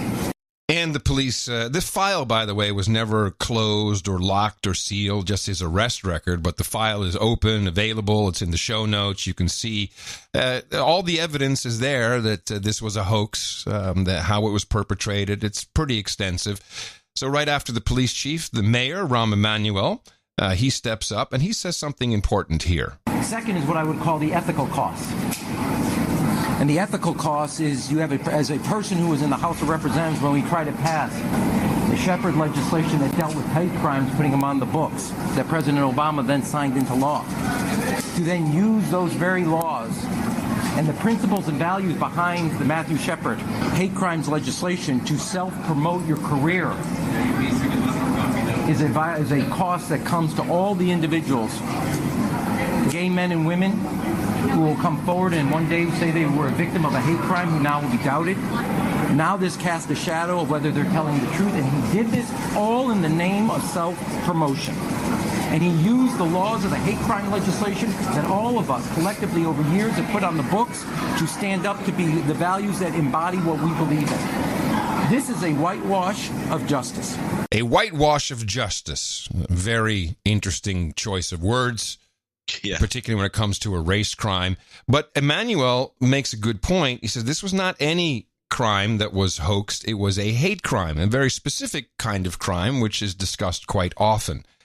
Now, is it the attorney for the state, Kim Foxx? Is she the attorney? What do you call her? I think she's a state attorney. State attorney.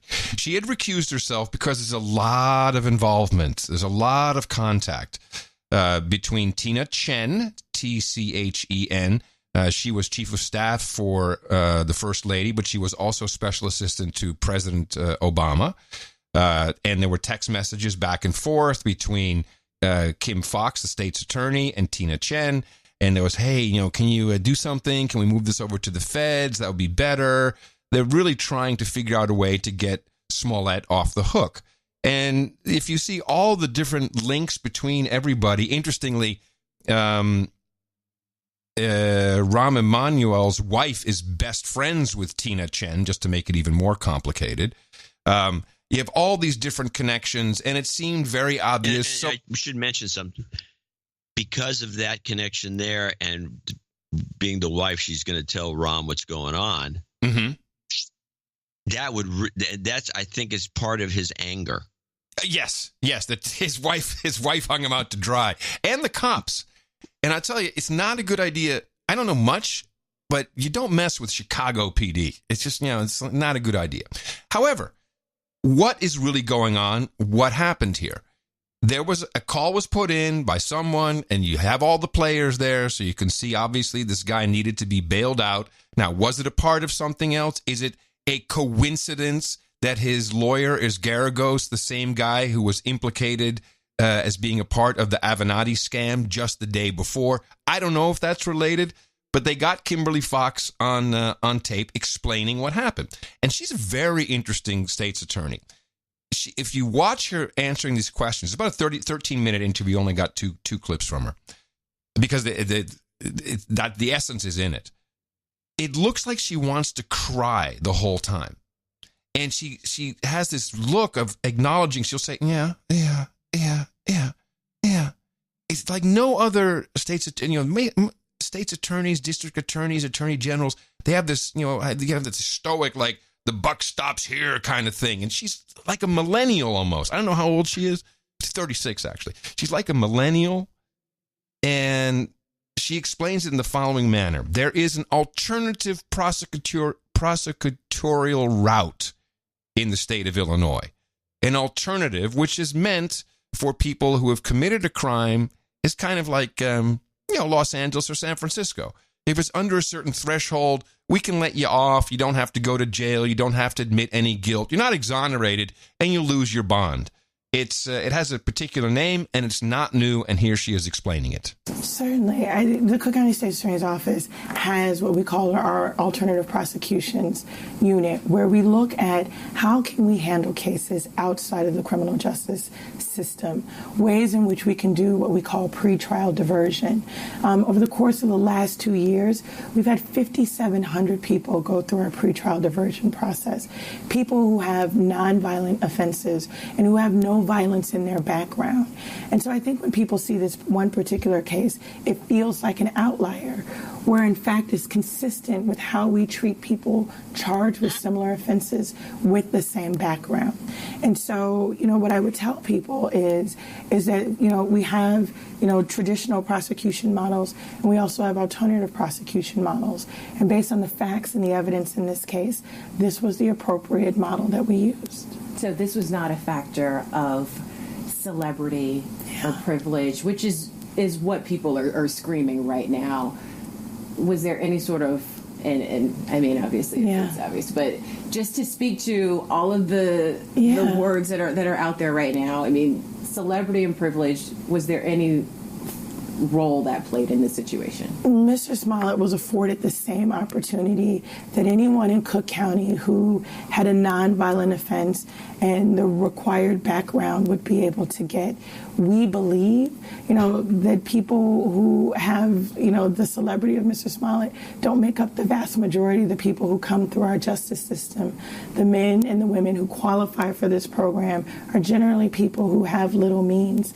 The fact that 5,700 people have come through our diversion and alternative prosecution programs speaks to the fact that it's available for everyone. The reality is, though, that most people don't know who they are, and so you don't hear their stories. But this is not in any way different than we've treated others who've been charged with similar facts and with the same background.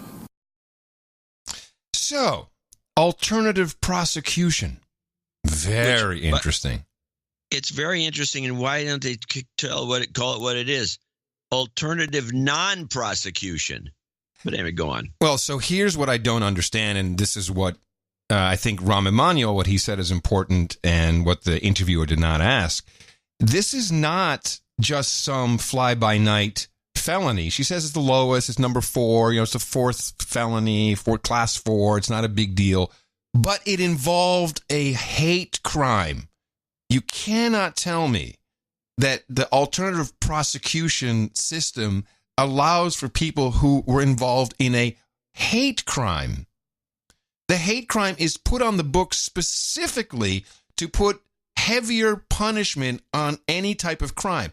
If you beat someone up and you pour bleach on them and you call them the N-word and the F-word, that's a crime, but it's a specific type. You get extra punishment for being a hate crime. So to let him off for hoaxing a hate crime is total bullshit. But it is a let him off. He is not innocent, and she does explain that in her own terms. This is looking at what remedies were available under the statute.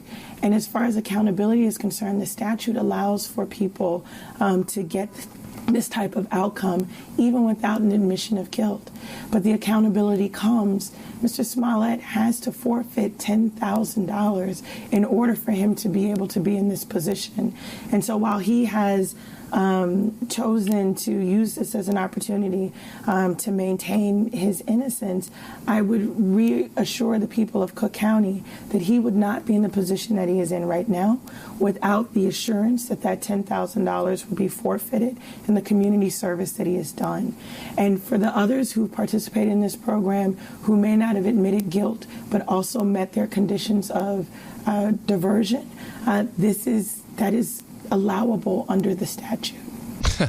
Well, there you go. It's allowable under the statute. So no problem. You don't have to admit guilt. You can just go on television and say, I'm innocent, which he did. You can swear on your mom's life, but it's pretty clear that he did it.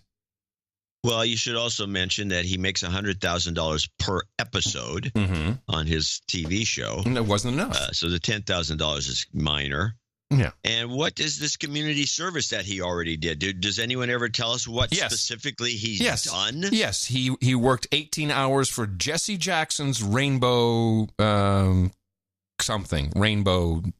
Coalition. Yeah. But he already did it. Community service? Yeah, he had already done. Look, so let's put to rest once and for all a couple things. White privilege, bullshit. This is money privilege. It's how it works in America. We've always had two Americas. Don't fool yourself. Don't kid yourself. The guy's got money. He's connected. He's connected to everybody. He's in pictures with everybody. They let him go. What he did wrong is I think that his crisis team, I don't know, it wasn't Hill and Knowlton because they're smarter than this.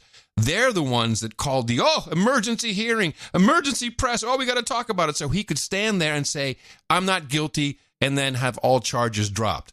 This is the guy who needs to be canceled. Fox needs to cancel the whole show. People need to be outraged. Where's all the millennials? Cancel, get rid of him. They're too chicken shit to do it, actually. Even Kamala Harris, big friends with Jesse Smollett, big buddy. Does she know? Oh, my God. You're a former prosecutor. You understand the law.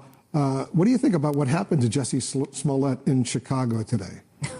To be perfectly honest with you, Wolf, I'm completely confused. That's how you start a lie. To be perfectly honest, I'm totally confused. Oh, you don't seem to be confused about any other questions you get. In Chicago today. To be perfectly honest with you, Wolf, I'm completely confused. I don't understand. I don't know. I don't know the underlying evidence. I have, there's a sealed document, obviously. I don't know. I'm at a loss. I think we're going to have to leave it up to the judgment of the prosecutor. I think we should leave it up to the judgment of the police chief and the mayor, of course, to give us some better sense of what's going on. I don't know. And now, wait, she's going to double down now. Yeah. What, you want to say something? Yeah. Yeah, she has got one of those laughing tells. Yes, she started off with it. Before she answered the original question, she laughed. Yep, she did. Yeah, it's not. Well, hold on a second. It's not funny. So why is she laughing? Tell. It's a tell. Yeah, it's a tell. But now she's going. Now, what did Rahm Emanuel say about the hate crime? He said it was a long it took forever to establish this entire legal precedent, and to do what Smollett did is demeaning, is making it impossible for anybody else to ever be believed again. And he said it was horrible that he had done this under the hate crime statute, that he had taken something about that laws were on the books from his buddy, President Obama, for hate crime.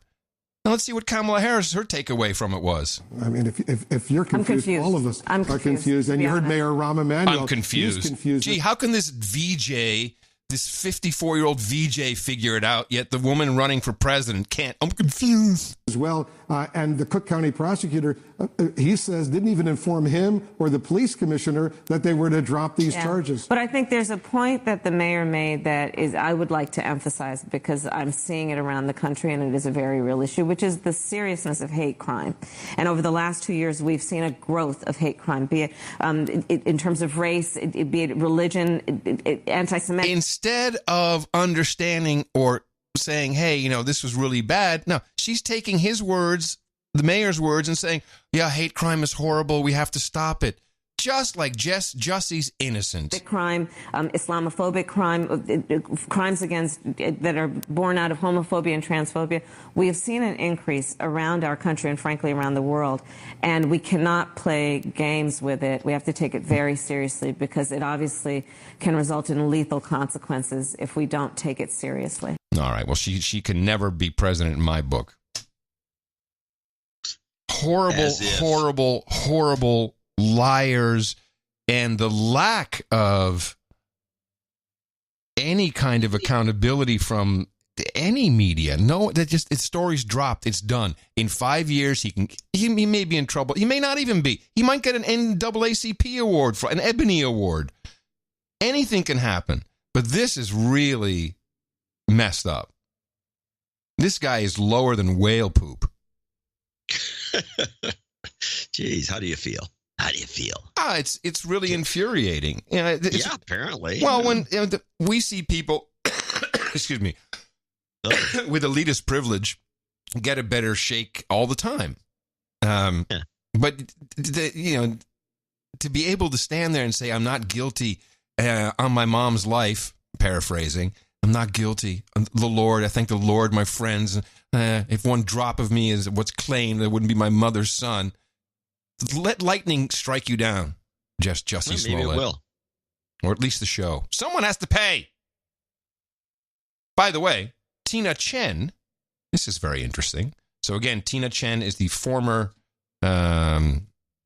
chief of staff for First Lady Michelle Obama, also special assistant before that to President Barack Obama. She has been hired to do the review of workplace culture at the SPLC. Could we make it any nuttier? Wow. So these are the people you need to know. If you commit a race crime, a hate crime, any kind of crime, just call Tina Chen. She'll fix it up for you. She's a fixer. She's a big-time fixer. Well, yep. There's something to it. Yeah, Yes, well, this is all revealed, of course, in the Chicago Sun-Times in the same detail that you had it. And it's a scandal locally in Chicago right now. Oh, and the cops are pissed. The cops are pissed, man. And the cops are irked because they put a lot of work into it. First, they had to put double duty. First, they had to investigate the original fake hoax, which was a lot of time spent because it's a celebrity. And then when they found out that's bullcrap, then they had to investigate all that and get these two guys, these two buddies that fake beat him up. And that took a lot of time and effort. And they put all this time and effort into this thing, which is a whole bullcrap. Then they just pulled the rug out from under him. I'd be mad, too, if I was a Chicago cop. Well, also, look at the cops. You know, all the guys, half the guys on stage are black, African-American black. They're not black, they're brown, but they're African-American. And they took this case very personally. That's why they put so much effort into it. It's like, holy crap, they're doing this to a brother? This is no good. That's what's really egregious here. We'll see. We'll see how Jussie Smollett. You better move out of Chicago is my recommendation. Tina's from Chicago. He said it doesn't go over well. Those guys don't mess around. No. End up with the Boston boot on your car. Yes. Anyway, Smollett / done. Okay, good. Okay, do you want to discuss? Just a little side note. Just want to play this clip, get it out of the way. And I want to play this as the migrant crisis clip. And I want to play it because haven't we just been listening to all the Democrats that have been, against the wall and against all this There's other no stuff? Crisis. There's no manufactured crisis. There's no emergency. There's nothing. No crisis. Made up just so Trump could build a wall. It's a hoax. Haven't we been? Is this not been the litany? completely. Okay, well, let's play this clip. The head of U.S. Customs and Border Patrol is warning that a surge of migrants has pushed the agency to its breaking point. Kevin McAleenan confirmed today that 750 agents are being reassigned in order to deal with the influx. He said he is hoping to prevent new tragedies. But with these numbers, with the types of illnesses we're seeing at the border, I fear that it's just a matter of time. Continued inaction by Congress is going to continue to put people at risk. The vulnerable migrants on the journey in Mexico, as they cross our border, increasingly hot weather, and our own personnel. The agency says that it detained 3,700 migrants on Monday alone. That is the highest one-day total in a decade. Yeah, the southern border, that's talking about 100,000 in the month of April. So I thought there's nothing going on down there. Hey, it's just a big number. It's not an emergency. What's your number? That's 100,000, not an emergency. It's normal. A million. It's normal. A million. Yeah, a million a year. Yeah, I know. It seems. Yeah. I mean, you'd think at a certain point the word would go out, like, hey, the El Gringo Presidente, he's kind of building that wall, and he's not going to jail, so maybe not go. No, how about get over while the wall's still not there? That's probably what it is. How about just the opposite effect? Yeah, that's probably what it is. Go now while stocks last. Go while the getting's good. Yeah. Mm-hmm. The Brexit update. Oh, yes. I have a couple of things on Brexit, actually. This is hilarious. Yeah. Let's start with, I got this Brexit rejected list on PBS. This is the stuff. This doesn't even get to the whole what's really going on, but I think it's just kind of a funny clip. The debate over Brexit has divided the British people and political parties. For 2 years, Parliament has been unable to come to any kind of consensus. Lawmakers today tried to change that by voting on 8 different versions of Brexit. I'll get to the results in a minute, but first, listen to today's appeals of unity made by members of Parliament. Mr. Speaker, this really is 5 minutes to midnight for this Parliament, for this government and for our country. We desperately need to find a way out of this mess. Our country has spent 2 years tied up in knots by the Prime Minister's incompatible red lines. After years of paralysing conflict, we have a moral duty to open our minds this afternoon and reach for a compromise that will allow us to put the interminable Brexit row behind us. It is going to be possible to end the catastrophic shambles of the last 6 months. We are beginning to talk about actually being able to take decisions founded on some sort of cross-party consensus and some search for a majority that can be sustained. That call for consensus did not mute any mouths in Parliament, but it apparently fell on deaf ears, because take a look at the results of tonight's votes. Option 1, leave the European Union without a deal. Result, rejected. Options 2 through 5 were versions of a softer Brexit, meaning a closer relationship with Europe. Those included a frictionless relationship with the EU, an option to remain in the EU single market, an option to negotiate a permanent customs union, and option 4, the Labour Party's alternative, described as close alignment with the EU. All of those were rejected. Option 6, revoke Article 50, cancel Brexit entirely, rejected. And option 7, a second referendum, like the one that launched this process in 2016, but only after Parliament endorsed a deal, result, rejected. And option 8, basically a wish list of the people who want a complete divorce from the EU, result, rejected. Now what? What are we going to do? It's a comedy. Aren't they in session as we speak, trying to figure it out what the next bit will be? Other. This is the best thing ever, and they just reject everything. They can't come to. I don't know, and they took her power away. That's one thing they voted on today, which was earlier than the week. They said, "Neutralize. You suck. We're going to do the deal," and they kicked Theresa May aside. She's still prime minister. Kicked her aside so they could do, and that's when they came up with these 8 ideas that they reject. I don't know. It's just is becoming completely out of control. There was an interesting couple of sessions in European Parliament. EU President Donald Tusk Do you remember the that phony baloney protest with all the pre-made signs? They said they had 1 million people on the street. Protest of what? Oh, to leave.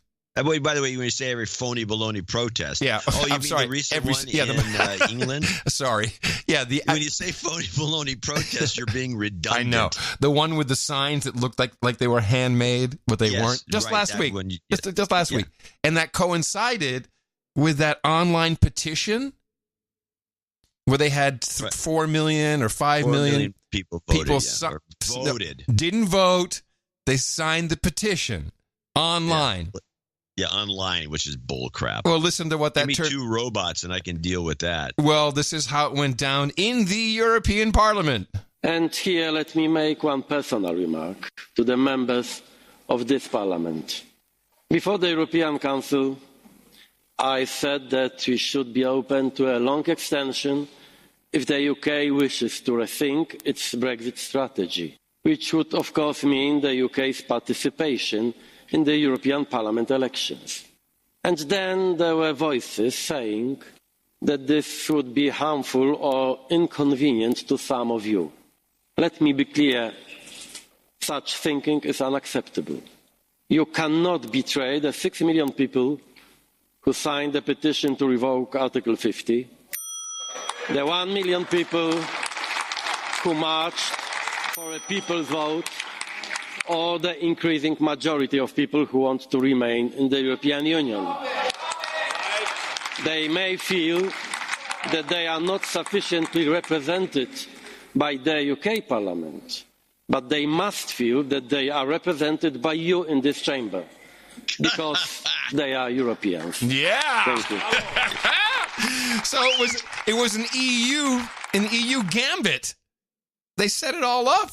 I think so. It sounds like what he said. It sounds exactly like that's what happened. Yeah, they set it up. They set up the petition, which now is 6 million people voted. Oh, you can't ignore them. It's like a MoveOn.org petition. You kidding me? And the million people who marched with our made up phony baloney signs. Yeah, that was good. Guy Verhofstadt, he lost his shit. And that is the real problem, colleagues. Why there is such a problem in this crisis? Because member states are reluctant to transfer new sovereignty and powers to the European Union. And we all know that the only way out of this crisis is a new transfer of powers to the European Union and to the European institutions. Yeah, that's the goal. God, I sound like Adolf Hitler. But he's saying exactly what the problem is. You haven't given your power to us. That's the problem, you idiots! I got to play it again. I think this is an evergreen. That is a fantastic clip. I'll give you a clip of the day for it. In fact. Okay, well, I'll play the clip of the day and I'll play it again. Clip of the day. And that is the real problem, colleagues. Why there is such a problem in this crisis? Because member states are reluctant to transfer new sovereignty and powers to the European Union. And we all know that the only way out of this crisis is a new transfer of powers to the European Union and to the European institutions. Fear is freedom. Subjugation is liberation. Contradiction is truth. Those are the facts of this world. And you will all surrender to them. You pigs in human clothing. Woo! Go EU! They should be playing that clip in England as we speak. It's available. I can email it to him. Well, if anybody needs it. I will say this. That's telling it like it is. I'm not going to say the guy's not incorrect. That's what they're up to. That's what they're trying to do. And it's the new German Empire. Yes. It's pretty much, and you got a guy there with the German accent. I mean, come on. Well, he's Belgian, but it sounds German. Same thing. And then we still have Uri Geller, who is still trying to get the do-over vote. We need the second referendum. It was a mess. It was rigged by lies. Therefore, it was not fair. It needs to be done again. This time, I'm sure the result would be different because the British people now understand what it means. A second referendum would see the decision-making taken back to the public for a final vote on the Brexit situation. The normal British public didn't fully understand what they were voting for, and you know that. They do now. They would object to you calling them stupid. They do now. A referendum would be fair now that most people have a much better understanding of what it actually means to leave the EU. You know, most of the British people, including some very smart people, didn't fully understand what Brexit actually meant. We're not politicians, but many of us have taken a lot more interest in politics since this mess began, and you know that too. Yes. And now most British voters fully understand what they're voting for. Oh, they were stupid. I get it. Even the smart people were stupid. They didn't get it. They were wrong. They didn't. It was lies. How rude. I want Uri Geller to start talking about Trump. Oh, God. Yeah. Can you imagine? So he's just an open. So the idea is, of course, and we talk about this, that all these nations should give up their sovereignty, which they've spent, I would say, at least 1,000 years, sometimes more, to get to the point where they have sovereignty and they have control over their country and their countrymen. Yeah. To just give it to these guys and these Belgians who are really frontmen for the Germans. Yes, jawohl. Just give it all to them. And just give up everything. Just say, nah, we got no more borders. We got no more culture. We got nothing. Whatever you say goes. That's what we want. Well, I think the UK didn't, but all the other countries did that when they gave up the sovereignty of their national currency. I think that ship has sailed, but the UK was smart. And they said, nah, we'll hedge a little bit and we'll keep our pound. Yeah, they did that. That was a smart thing. That's very smart. But what do you think, John? We've always said they'll never leave. We've been hoping for a second referendum so they could never leave. I don't even know if we'll get the people's vote now. I'm worried about the people's vote. The people need to vote. Well, they voted down the people's vote in Parliament, which would seem like their opportunity because there's too many no-deal Brexiteers. It turns out there's more and more of them. In fact, as that report that I had the clip from went on and on, they said that's the closest that the vote was of all the votes. Right. That's the one that was almost an even vote that could easily become passed, which is the no-deal Brexit, which means that you just turn yourself over into another world organization, the World Trade Organization, and let them call the shots on your trading. Right. Which is the way it seems like the most logical thing to do. And they could have done that from day one. They didn't have to spend 2 years working out some scammy deal. Well, there's big forces at work here, and I'm sure that the players we see aren't really the ones that are most important in all of this. I have a feeling there's other forces that we're not privy to and don't make it into the media that drive these things. Well, we still have what does the Crown think, and what do they got to do with it? And they're important, even though Americans don't think so. And what does the Rothschilds think? Yeah, well, there's two competing groups right there. Well, they're competing, but neither one of them are going to benefit from becoming a full-time member of the EU and giving up all British sovereignty, especially the Queen. Yeah. I mean, well, how does the Netherlands handle it? They have a king or a duke or somebody running the place. The king and queen, who I broke bread with them. Don't be so diminutive about.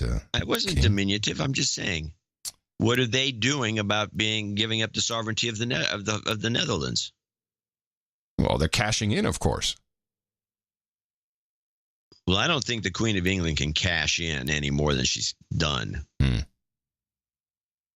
I don't know. The royal house is confusing to me how that still works in today's world, and that people still believe the lie that they're just ceremonial. It's fine. Meanwhile, there's a lot of worry about will we have medicine? Will we have bread? Will we have cleaning ladies? All kinds of things they're very worried about. And the Eurostar, which goes through the Channel into France, is a big problem. And it's not necessarily Brexit, but the French, as they now have what we would call a what do we call that? A slowdown? It's not a strike, but it's a slowdown where you do everything by the book. It's just slow down. Yeah, well, they call it the work to the rules strike in France, and it's ongoing as we speak. It's the third That's week an old of the, union trick. I'm sorry, what? It's an old union trick. Well, it's working well. It's the third week of the so-called work to rule strikes. They're not real strikes by the French custom officers. It basically means that they are applying all the rules very strictly. They check all passengers, all the luggage. They ask questions. They basically apply the very strict rules that are also in place at airports when you would like to go outside Europe. This leads to queues of very long queues. People can wait about 6 hours before they can board the Eurostar. Usually it only takes 20 to 30 minutes. So the strike is far from over. The Eurostar didn't want us let in the Gare du Nord here right behind me tonight to interview angry passengers, but I just went inside and it's now pretty calm. There's only one more Eurostar to leave today, but probably tomorrow morning with the earliest Eurostar, the chaos will commence again. And Eurostar actually advises their passengers not to travel on the Eurostar at all anymore before the 1st of April. That's next Monday. Damn. 6 hours. Imagine. 6 hours. hours. My goodness. Yeah, Tina and I took that going train. by the rules. If you go by, this is the same in American factories or any workplace. If you actually go by the rules, you can just grind things to a halt. I mean, I did that when I was an inspector at Trailmobile. You union guy, you. Well, I wasn't just being union. I was because you're an inspector and you go by the rules. You can really bring things to a halt. Mm-hmm. And then you could. It was a long. It's a story I've told on the show, I think, before. But go ahead. Well, I'll tell it again. So I'm an inspector, which means you get a different helmet. And you work for different. You work within the company, but not for any of the people that are working there. You had a helmet. You had a helmet.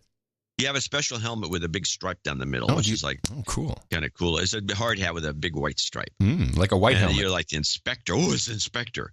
So Did you have an armband? Did you have an armband? No armbands, unfortunately. So this one guy who I like to kind of hang out with because he was a comedian, and he was just always cracking. So I spent a lot of time with him, and his foreman comes over and chews me out for slowing him down because I was not, I should be going out and doing my job. and he gets this guy to go back to work, and I have to go back and, because I'm letting things, I'm helping things move along. I thought this wasn't, but the guy was doing his job. He's just talking to me. So I said, okay. So I went to the end of the line where everything starts coming off. And I started because I had nothing else to do. I couldn't talk to this guy. So I started red tagging everything, every little bump and there's a burr. Oh, there's a rivet that looks like it could be hit a few more times. And I would just tag the whole trailer coming off this line was just tagged with millions of things to fix. Next one, same thing. Next one, same thing. So the whole line stopped dead. And so the guy... So I guess he got chewed out because they're not producing anything, right? Because they're spending all their time trying to fix these minor red flaws. Tags, yeah. But they were flaws that technically were taggable. I wasn't bullshitting anybody. And that's normally you let it slide. And that's what you do. And that's how airplanes fall out of the sky. And so what you do is, well, with airplanes, you probably be a little more rigid, strict. Mm-hmm. But so the guy comes, he begs me. It was just great. He begs me to stop doing this to him. That's great. This guy, and he apologized for chewing out his butt, my buddy, and all the rest of it. And I just felt so good about it. I said, okay, we got it. And I just went back to normal inspecting. So I guess maybe if we got into the podcast union, you'd be the perfect guy for it. I'd be perfect. And by the way, speaking of this podcast union stuff, so Spotify bought Gimlet. Was it $250 million? And of course, the Gimlet people who produced all these fine shows, they're not seeing any of that money, so they unionize because they want to get their fair share. Which the next time I come up with a brilliant idea, like I don't know, creating an internet advertising company, and I want to take it public 5 years too early, or when I invent podcasting and it's like 10 years too early. Could you remind me next time I come up with a brilliant idea to sit on my ass for 10 years? Because, man, did we miss our damn exit. Spotify announcing plans to buy a podcast company, Parcast. It's the streaming giant's third acquisition of a podcast company within the last 2 months. Terms of the deal were not disclosed, but Spotify says it expects to spend up to $500 million in total on acquisitions this year. It's interesting. Spotify at some point was talking about original programming, right? They'll get these kind of, I mean, we could have been rolling in dough, JCD. You're talking about Pod Show. Yeah. Yeah, we messed that up. What an exit. Well, you're way ahead of it. They were too far ahead. But that's the problem. And here I am doing a podcast in a closet. I'm going to show my support by donating to No Agenda. Imagine all the people who could do that. Oh, yeah, that'd be fab. Yeah, on No Agenda in the morning. Well, there are a few people who appreciate you being in the closet, and we're going to mention a few of their names, including Peter DeJong and in Spuzum, BC, $145.76. I called him out on this, by the way. Anyway, he says jingle. He's got some jingle. But I said, nobody lives in Spuzum. And he admitted that it's true. He's not really. He's not really in Spuzum. Ah. No, of course not. But I told him to pick me up some photos of the Spuzum city limit signs and things like that, because I guess he's been through it. The Spuzum story stems from the first time I went to Canada years and years ago to speak. It was in Vancouver. And the guy says to me, hey, you want to get a big laugh? Just say Spuzum sometime during your presentation. I said, what's Spuzum? He says, this town. It's town in BC. And so I did. I said, and then I was going to go to Spuzum to get some, so I just said it in some way, shape, or form. And I got a huge laugh. Oh, good. It's like, wow. For Spuzum. Scott Cooper's next on the list from Saugus, California, $140. He's got a birthday coming up. Well, let me see what he has. He has a smoking hot wife. Tammy Cooper turns 40 and is carrying their new human resource, and it will be a masculine one. Well, I'm glad at least that's what he says. They know in advance. I don't like people. I don't know. I want to be surprised. Oh, the gender. Why you're surprised when they put this right there? You're surprised. You don't have to be. How many times you need to be surprised? You mean about gender reveal? Yeah. Yeah. I also don't like gender reveal. Yeah. I don't like the idea of having a party. I think it's lame. I'm with you.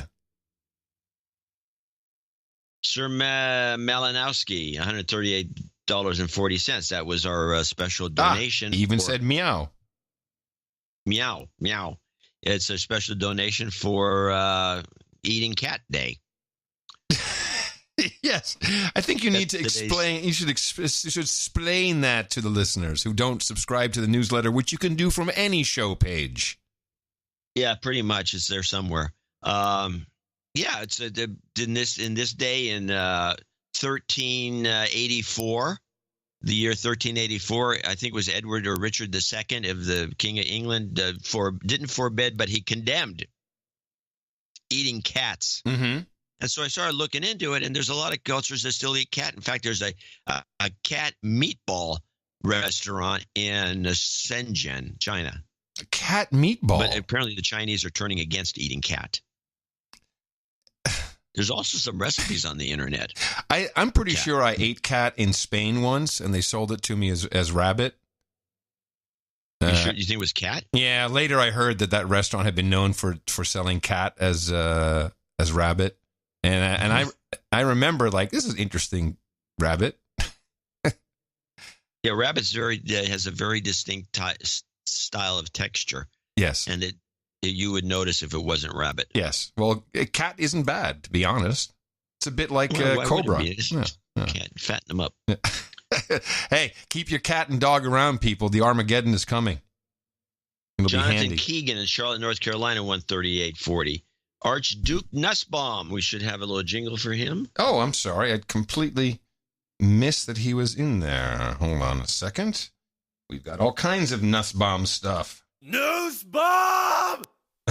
That's good. Wait. Now, where's the one, my favorite one? Here it is. Nussbaum! Nice. Beautiful.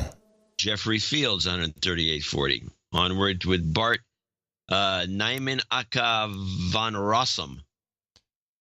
In the Netherlands, in Greenstill. Hold on, let me read this. Greenstill. No, that's Geen Stijl is a...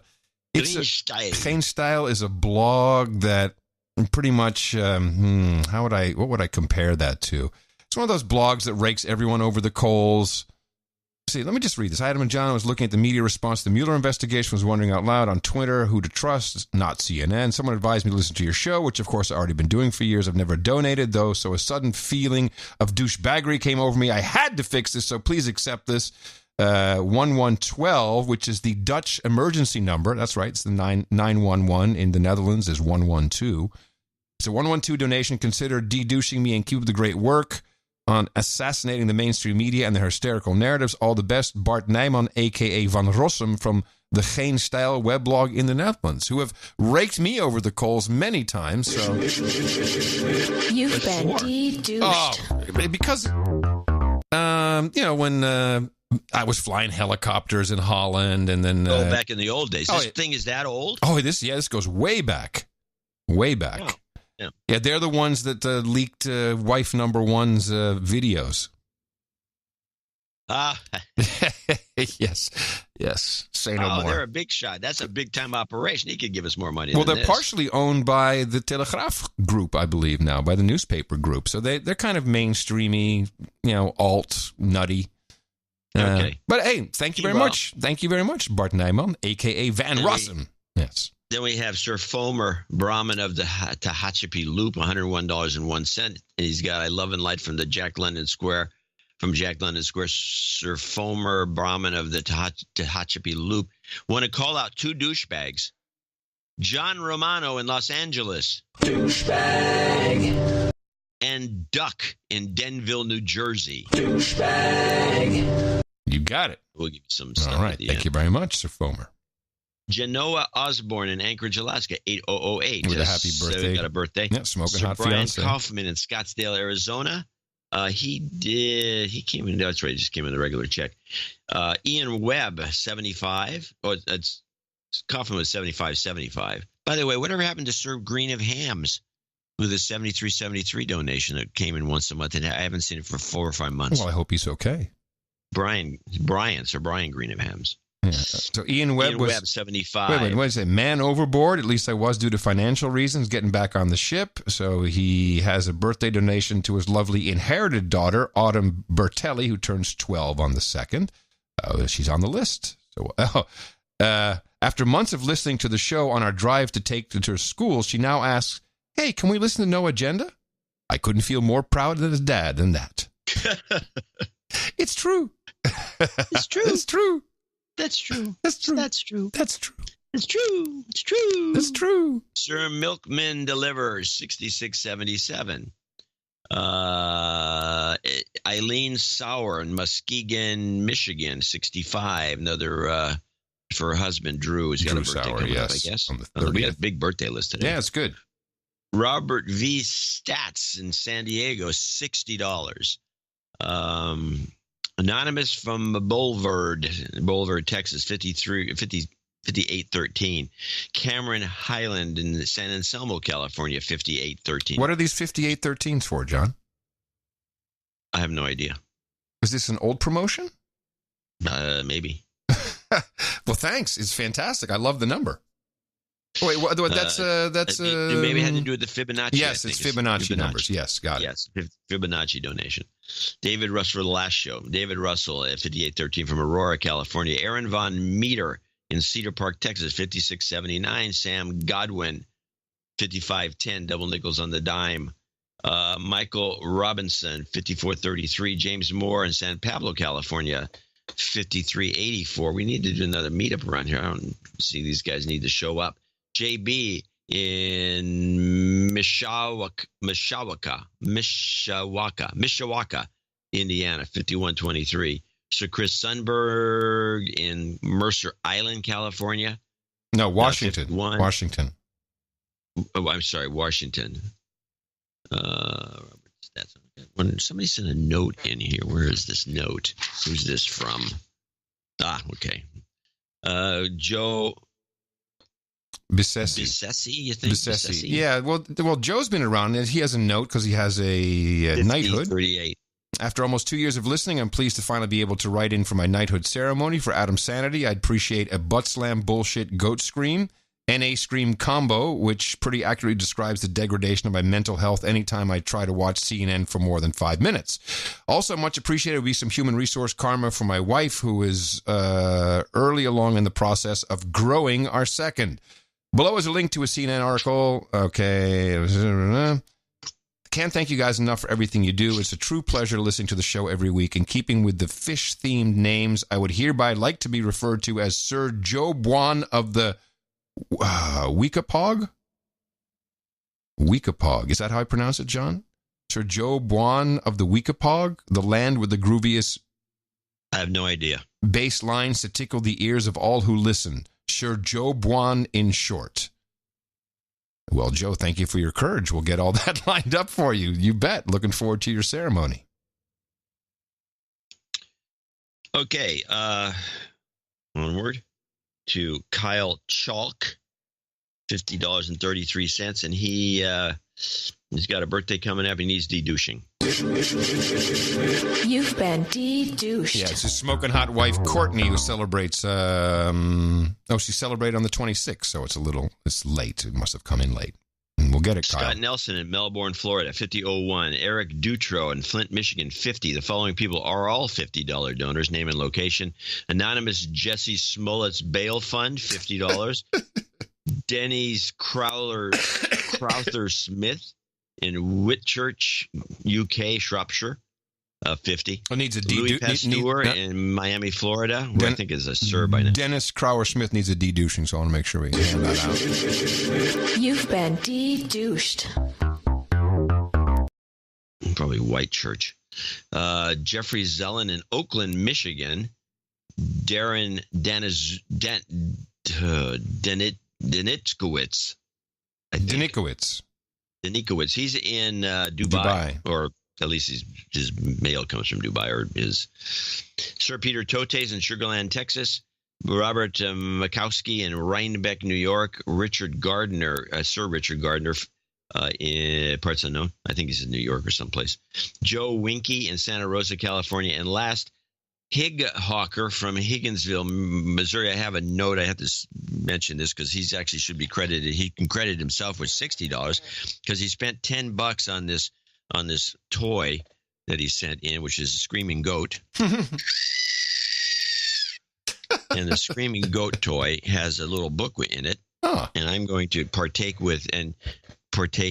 it's got a question and answer book with goat trivia.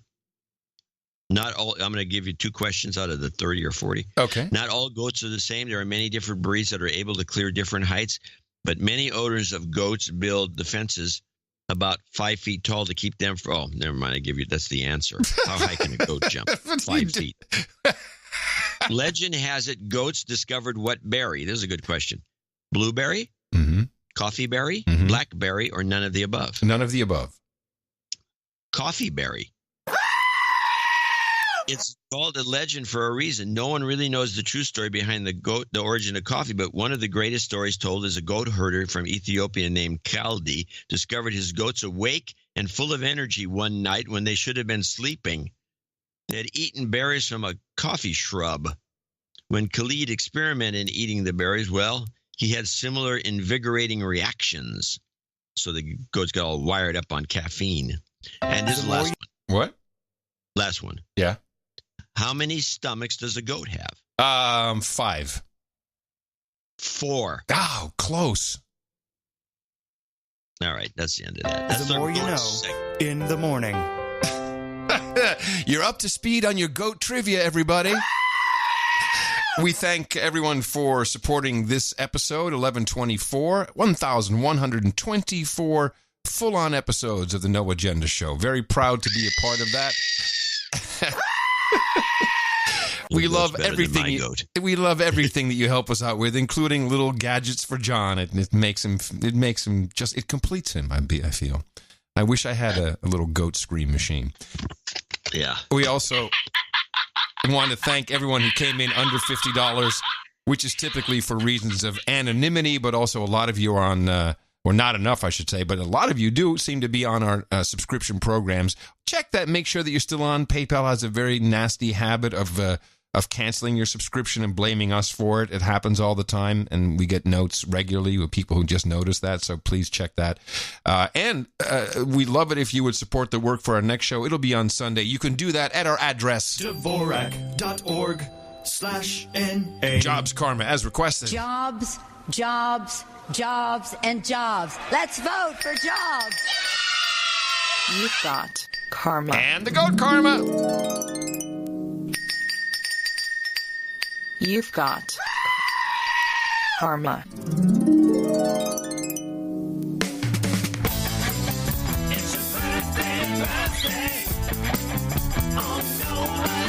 Now we'll get towards the end of the month, the 28th of March, 2019. We have start off with a belated birthday. Kyle Chalk says happy birthday to his smoking hot wife, Courtney. She turned 33 on March 26th. Scott Cooper says happy birthday to his smoking hot wife, Tammy Cooper. She turns the big 4-0, which is really tiny for women.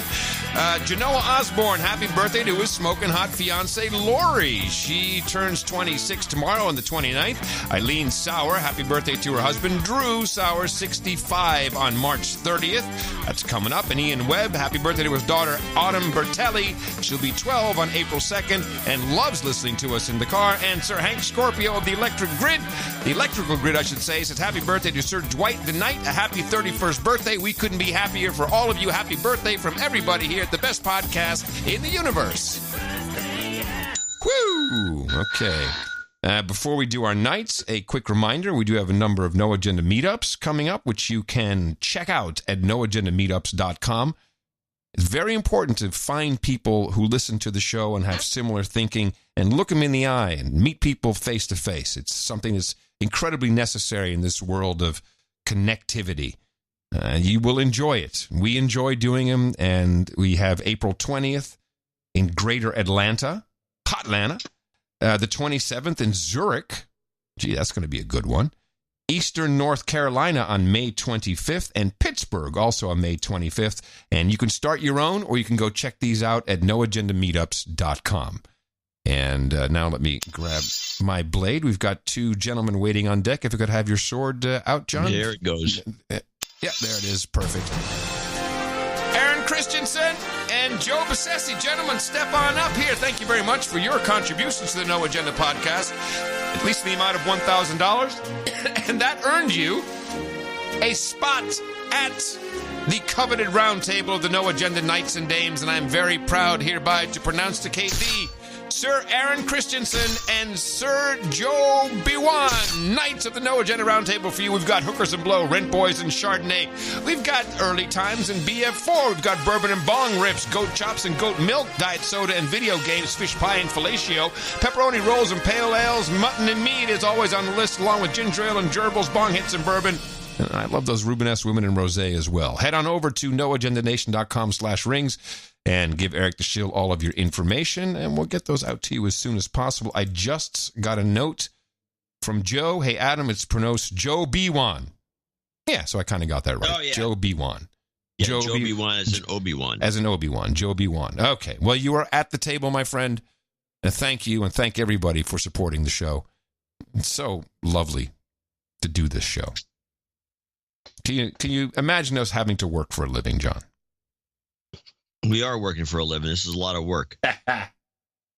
Essentially, we created our own jobs. Well, yeah. Jobs. The guy buys a restaurant and he has to manage it. Right. Let's see. You want to do climate change, Green New Deal? I think we should open the gate, actually. I got a lot of clips. Oh, good. Well, let me see. Where's the climate gate? We haven't hit that bitch in a while. Hey, climate gate. Here she is. Come on, gate. Why are you not responding to me? To the gate, to the gate, to the climate gate. There she is. Opening up the climate gate where all the bullcrap flows downhill. Well, the week kind of began with not hearings, but a vote on the Green New Deal in the Senate, which was a mockery.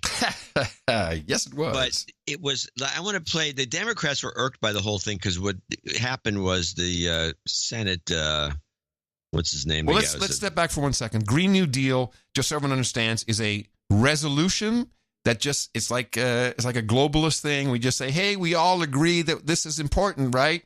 Yeah. And then from there, you can create legislation and say, if you recall, we signed the Green New Deal back in the day, and we all agreed this was important. So that's really all that it is. It's just a marker. So Mitch McConnell decided, well, let's just put this to a vote. Let's forego what usually is a roadblock series of committee meetings and investigations and all these things before you put something to a vote. He said, you guys want this thing? We'll just put it for a vote. We'll skip the middleman and see what happens. Well, the Democrats were having none of it. Here's the random. I want to play 2 clips from the Democrats. Random Democrat. This is any of them would have been doing this clip on the Green New Deal discussion. And let me preface this by saying, during the Senate floor debate, all the Republicans came up with kind of joke presentations. The best one being Mike Lee, 15 minutes who of had jokes. Pictures of Reagan on a dragon, and they're just ridiculing the whole Green New Deal as a piece of crap, which it is. But the Democrats, meanwhile, were irked about the way it was presented. Here's the random Republican guy. leader is bringing out for a vote on the floor of the Senate this afternoon the Green New Deal resolution. What the Republican leader, however, is not doing is allowing us to have any hearings, any witnesses, any science, any evidence of the massive destruction in our country just over the last 2 years from fires, from flooding, $400 billion worth of damage. None of that will ever be heard out here. None of it was heard in a committee because the Republican leader is making a sham out of this process. It is not a serious process that this incredible issue deserves. The United Nations has made it clear that climate change is now an existential threat to our country. Okay. I just want to say 2 things. One, it did not say existential threat to our country. That's not, I read it. That's not what the report said. Existential means you'll be extinct. That's bullshit. 2, I also found this to be quite a shameful charade. This is wasting my time, because I prep for the show, so it's wasting my time. That's irritating right there. But also, it is wasting money. It makes a mockery of the political process. I found it offensive, personally, that the Republicans did that. Not about the Green New Deal, just the fact they would take so much time out of their day, have people working on dinosaur pictures. It was just bullshit. It pissed me off. I could see your position. I would say what they should have done was just not done the mockery and just done the vote. Yeah. Well, because what it resulted in is that there was nobody voted for the Green New Deal. All these guys who have big mouths, like the next clip, which is White House, Sheldon Whitehouse from Rhode Island, who's been a constant complainer and a huge supporter of global warming, come out and then, condemn the Republicans for being so glib about the whole thing. I think they could have skipped the glib part. I agree with that. Let's, by the way, the Zephyr just went by with a 10-car train. That's 3 hours late. Very late. Did it come through the Eurostar channel by any chance? No, I don't think so. It did have an extra car, some crazy old car attached at the end. White House on the Green New Deal. And we are now looking at maps that our coastal agency, that our university, and that the scientists at NOAA tell us will create a new face of Rhode Island in the decades ahead if we don't address climate change. We turn into an archipelago. We lose enormous amounts of waterfront.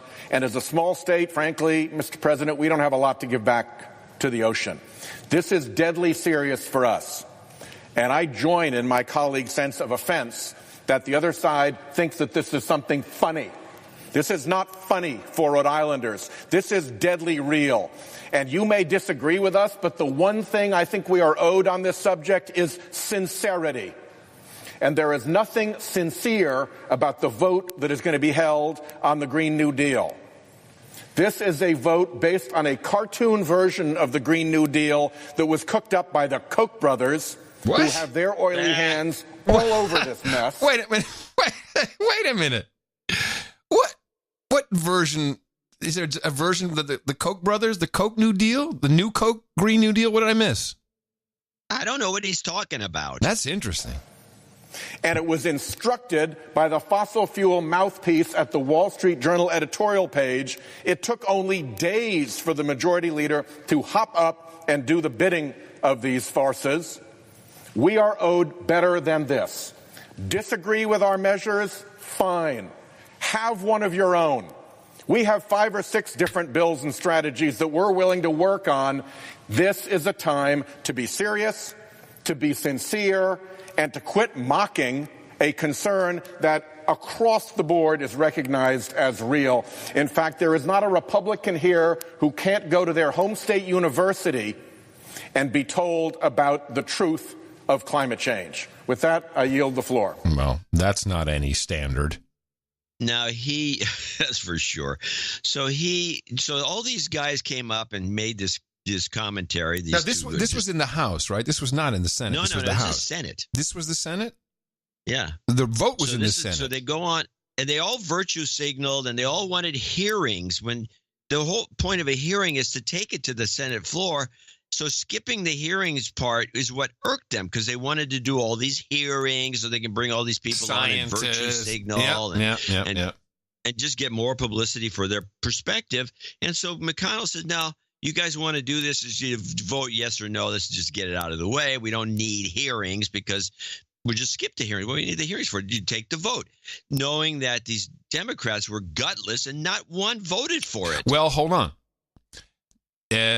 Interesting to note, Professor John, Ph.D. in political science, who has been listening to the show for maybe a decade, he emailed me this morning. He said, voting present is not exactly the same as voting no or not being there. The reason why you want to vote present is that the party could pick up this issue again and have everybody come back, and they could change those who were present at the time could change their vote to a yay or a nay. So it's not entirely without merit to vote present, but obviously for all the shouting and existential threat crap we heard, you'd expect someone to vote yes, and no one did, not even one of the Democrats.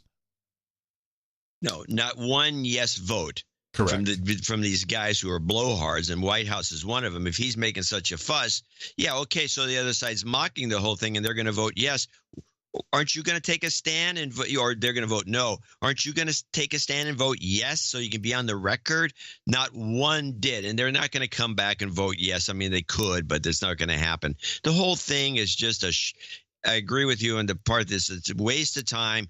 Doesn't have to be such a waste of time that it was, but it took up a whole day, and it was, you know, a lot of the Republicans, like this, guys like Ben Shapiro, were sniggering over the whole idea, and they thought it was just great. But I think a lot of people. Here's the thing that's sad. AOC is a great communicator, and it's too bad she doesn't have a message, because her rebuttal to all this bull crap, which I'll play if we have time after your clips, which she was communicating something that had nothing to do with global warming, but she was speaking to the kids who were out there. You know, remember the school strike? They have no idea about carbon dioxide. They're talking about dirty water, dirty air, plastic on the planet. They don't even understand any of this. They only read headlines. They're poorly informed. It's too bad, because AOC does have a means to communicate. She's bulletproof in a certain way. If only she could have a message that made sense, she would be worth something. You mean only if they wrote her a message that made sense? Yes, and I have thoughts about who's behind her. In fact, I think it's very possible that there's some big oil behind her. Not that she knows about it, but there's a very simple reason for this, and then I'll shut up. When you have renewable energy in place, such as Germany, what happens? So they're closing down nuclear. They've gone as much as they can on wind and solar, which is very inefficient. It's quote unquote free, but it's very inefficient because there's no way to store it. So what happens when the grid needs extra energy? They fire up the gas plants. So the increase in cost and direct revenue to the big oil guys is working beautifully. You'll see Shell and Exxon and all these guys, Chevron. Yes, please. We're all in on renewable energy. They love the hell out of it because except nuke. Well, no, of course, you can't have nuclear because that would ruin their deal. The gas people I agree. I think make it's possible. out like bandits. I know what you're saying. Yeah, sorry. I know what you're saying. The whole thing, if you put it all together in a big bundle and you have the fact that nuclear power is forbidden, that's only benefits the oil companies when all is said and done. Yeah, because in Germany now, they have to give away free energy when the wind is blowing really hard because it overloads the network. They're like, shit, Portugal, take our energy because otherwise we're going to blow up the network. And then when it's not enough, they got to switch on. They got to fire up the gas plants. And that's why the cost goes up. It's a bonanza for us, really. We're the premier supplier of gas now. It's a bonanza. So the people have I think that there's unwittingly probably there's oil money behind this whole AOC thing because it's working out swimmingly. I'm glad you got that in because this next series of clips kind of have a point to be made. And I think it's worth listening to. I cut this down as much as possible. This was a drastic measures series of clips taken from a very long presentation on PBS NewsHour showing some of these nutballs out there that want to seed the stratosphere with sulfur dioxide and calcium carbonate and different things to cool the planet down. Not even discussing does every country in the world want us or one company to be screwing around in the upper atmosphere with contamination? I don't know. But let's play this series. I got 4 clips. This is clip number 1. As we heard, there's been some debate on Capitol Hill about how to tackle climate change. But the expectation is that very little legislation is going to pass in the foreseeable future. And yet, climate change's impact is growing around the world. The federal government's own assessment found climate change is already costing the U.S. hundreds of billions of dollars and having a major effect in parts of the country. Some researchers argue the problem is getting so serious that it's time to start exploring ideas that have long been seen as far out and potentially loaded with other consequences. But these scientists say the times demand new approaches to lower the Earth's temperature. Miles O'Brien is back with this story. It's part of our Breakthroughs reports for our regular series on the leading edge of science. Engineer David Keith has run the numbers on climate change, and for him, the bottom line presents a stark reality.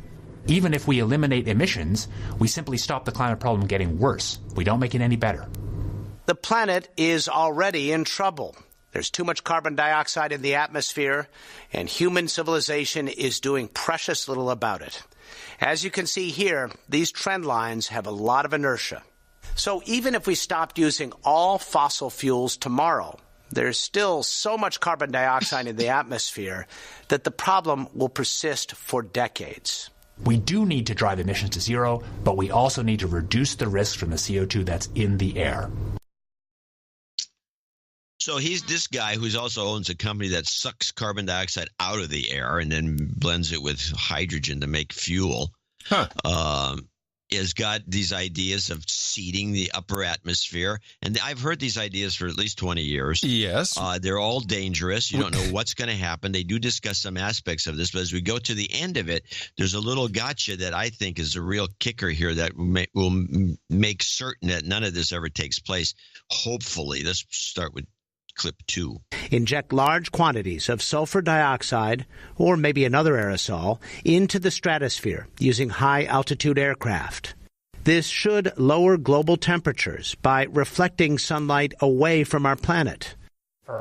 It sounds like an idea hatched by a James Bond villain, and David Keith is keenly aware of that. Geosharing seemed like a bit of a crazy idea, but there was a taboo, and I think taboos are unhealthy, and my view is we should understand it better to see just how crazy it really is. Chemtrails. Taboos are unhealthy. I like that puts that in there. Let's go to clip 3. And maybe, just maybe, to begin to think about mimicking volcanoes by injecting reflecting particles into the stratosphere. That's a terrible idea, but people are beginning to give it some attention. Yeah, it's really changing. Suddenly, many more of the kind of environmental leadership and sort of science policy thought leadership take this seriously. It really feels very different even from a year ago. But the devil, as always, lurks in the details. One of the big questions, could it make the climate worse in some places, better in others? It has all kinds of unclear ramifications. We don't know what the regional changes in rainfall patterns might look like. That's just one of the possible unintended consequences of solar geoengineering. Other questions? How would it affect agriculture? How would any aerosol interact with the gases already present in the stratosphere? And could there be some unwelcome byproducts? Yeah, you're spraying us like bugs. I wonder what unwelcome... I think also to wipe out all life on Earth for all we know. But the reason that this is not going to happen is kind of revealed in the last clip. ScopeX is a small-scale experiment designed to test some of the unintended consequences of a really big idea. But perhaps the greatest unintended consequence of geoengineering might be in the realm of psychology. If we know we can do it, will we use it as an excuse not to reduce our fossil fuel emissions? For the PBS NewsHour, I'm Miles O'Brien. Oh, that's interesting. And you can see if the goal of the global warmists is to put the kibosh, and I only get to use that word once a show. First time this show, on the fossil fuel business, the coal industry, and automobiles that you can drive around freely because you can get gasoline, which is a great source of energy. If the idea is to get rid of all that, because there seems to be an underlying idea to get rid of all of that. We want to have electric cars. We want to do this. We want to do that. If that's the idea, the real idea, then this is a bad idea because this doesn't do that. So this will get nowhere because of that one little gotcha, which is that will this actually cool things enough so we can just keep using fossil fuels like maniacs? And I think that's really the whole gotcha on this. That's why I think the whole thing is a big, giant fraud. Well, my feeling is that they've been testing this solar geoengineering for a long time. You can tell me they haven't, but I see it. And my eyes do not lie. I'm seeing stuff in the air. There's ample, what is this Stop Spraying Us documentary? They've been testing this for a while. So I'm just waiting for someone. What you're thinking is they're not testing it to change the climate so much. No, they're testing it to do as a means of control. Yeah, spray us like bugs and keep us docile. Yeah. Yeah, well. It's an added benefit. And it's kind of binary. You add the spraying to the 5G. And then and then have you seen this massive push for vaccination? There's a big push going on right now. We have story after story of horrible things happening. Mumps outbreak at Temple. Late word Tuesday on an expanding mumps outbreak at Temple University. I think we have a handle on it, but as Dr. Ailes said, we're probably going to see another wave coming. The numbers have gradually increased over the last month. City health officials say as of this afternoon, there are 105 cases. 18 have been confirmed. A balance of 87 remain probable based on symptoms. You could imagine that social activities that university students typically do, like party going and those kinds of things. I like that the guy, he's a university administrator. Like things that people like to do, like, party going and, having sex and stuff. You're in school to learn, but okay. Are modes of transmission for mumps virus. And so that's what we think has been responsible for much of the transmission that we've been seeing. Mass vaccination clinics are set for Wednesday and Friday on campus. Mass vaccination clinics. Health officials. Wait. Yeah. I didn't get to school because of the administrator, but the way he talks. Is this from Chico State? It's Temple. It's Arizona. Temple. Because I would think it's Chico State or Arizona. ASU is another one of these schools. Temple's in Arizona, isn't it? No, Temple is... No, it's out in the middle. It's back east somewhere. Oh, Temple. Where's Temple? Philadelphia. Well, Philadelphia. Philadelphia. Philly. Yeah, this isn't... And they have 18 confirmed cases of the mumps, ladies and gentlemen. But no, mass vaccination clinic. Immediately, get your shot, slave. Clinics are set for Wednesday and Friday on campus. Health officials say close to 1,000 people have already received booster shots. We're really trying to encourage folks to come out. And booster shots. This is new. Booster shots. Not just, no, it's a booster. We're trying to target some of the more high-risk groups, trying to get folks from the residence halls here, student athletes, just trying to target as many students as we can to come on in and get the vaccination. People talking about this a lot? Yeah, right now, yeah. Do you know anybody who's been affected? Not really. Nobody around me has been affected. Temple students have largely gone about their education. Now, this is just one of the students, but listen, there's an end to this guy. It sounded like okay. There's an end to him.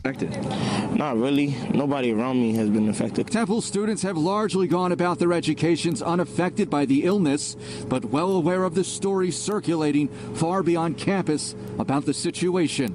This man here knows he's current with his shot. Do you have a booster? Yeah. All right, so you're all set. Yeah, I'm good. Yeah, I told my friends too, you got to go out and get it done. They listening to you? Yeah, they better, because I'm not going to be hanging around them if they, So this is so interesting to me. You got your booster shot, so you're good to go, but you're not. Hold on a second. These university students that are speaking? Yes, that's a university student. Okay, go on. So he went to the mass vaccination clinic, got his booster shot, but still won't hang around with his friends because, if they're not vaccinated, won't hang around with them because, I guess the booster doesn't work. These things, I don't know what's going on. Let's not even discuss this. I agree with you. This is screwy. Let's go to Rockland County. Parents like Movita Harvey are scared. It is scary. It is scary. Living in a county with the worst measles outbreak in the nation. So we had mumps in Philly, and now this is Rockland County. Now we have measles. Her 8-month-old baby boy, too young to get the vaccine. Because of this outbreak, the pediatrician, they want to even give the shots a little early, and that's disturbing to me. The pediatricians are even saying, don't worry about your kid being a little too young. Just give the shot to the kid anyway. Yeah, that is disturbing. I've been keeping him home since then. He doesn't really go out. And come midnight, health officials say parents of unvaccinated kids will have to do the same. This is a public health crisis, and it is time to sound the alarm. Rockland County health officials taking a drastic step, the first of its kind in the U.S., barring unvaccinated children, that's anyone under the age of 18, from public places for 30 days, including schools, stores, restaurants, places of worship, and public transit. They can go outdoors to public parks. There's a lot of anger about this, as there's a huge Orthodox Jewish community in Rockland County, and this state of emergency, which means children cannot be in public places, including places of worship, for the next 30 days, conveniently falls in during Passover.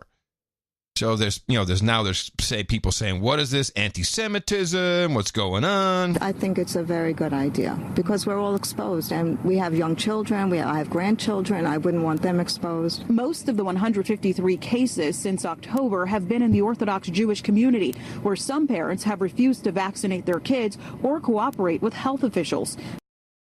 So having these, and there's many of these stories, outbreak here, outbreak there, and it's all MMR.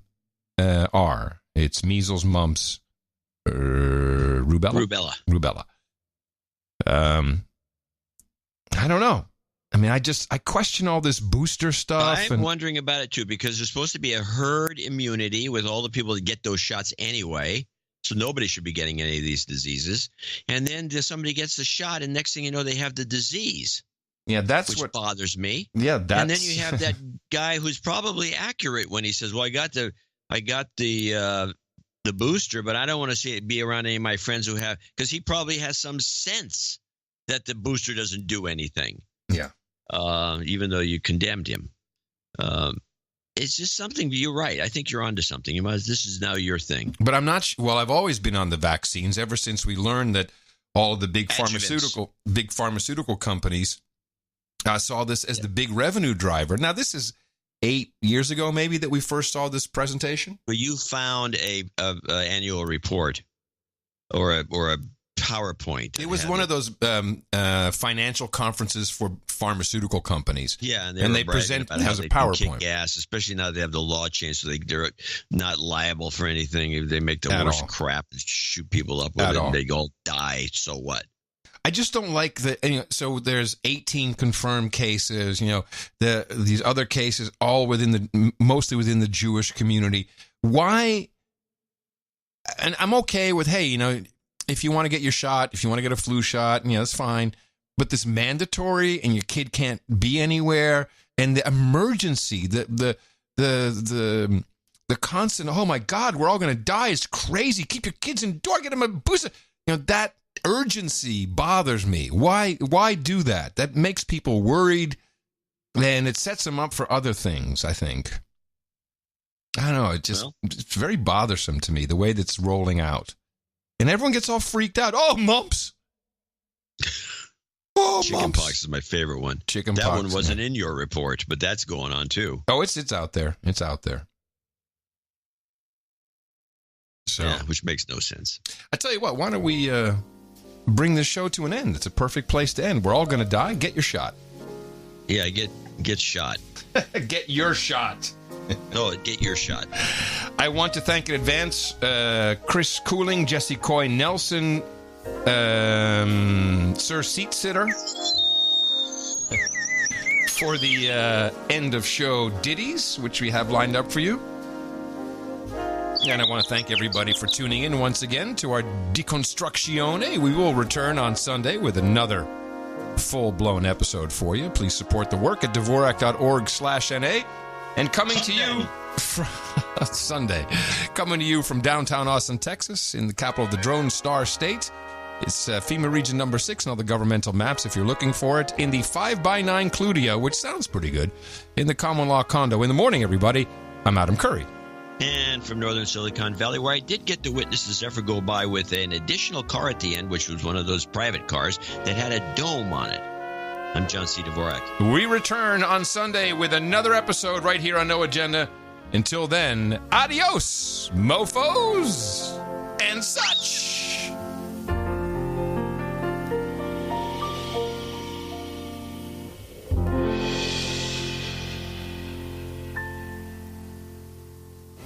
But that constant reinvigoration of hope, determination, optimism, courage to make the future better for the next generation, those are American traits, and these newcomers make America more American. That was the scene in California's Mojave Desert 5 years ago. Our historic first view of the newcomer's ship. Theirs was a slave ship carrying 250,000 beings bred to adapt and labor in any environment. But they've washed ashore on Earth with no way to get back to where they came from.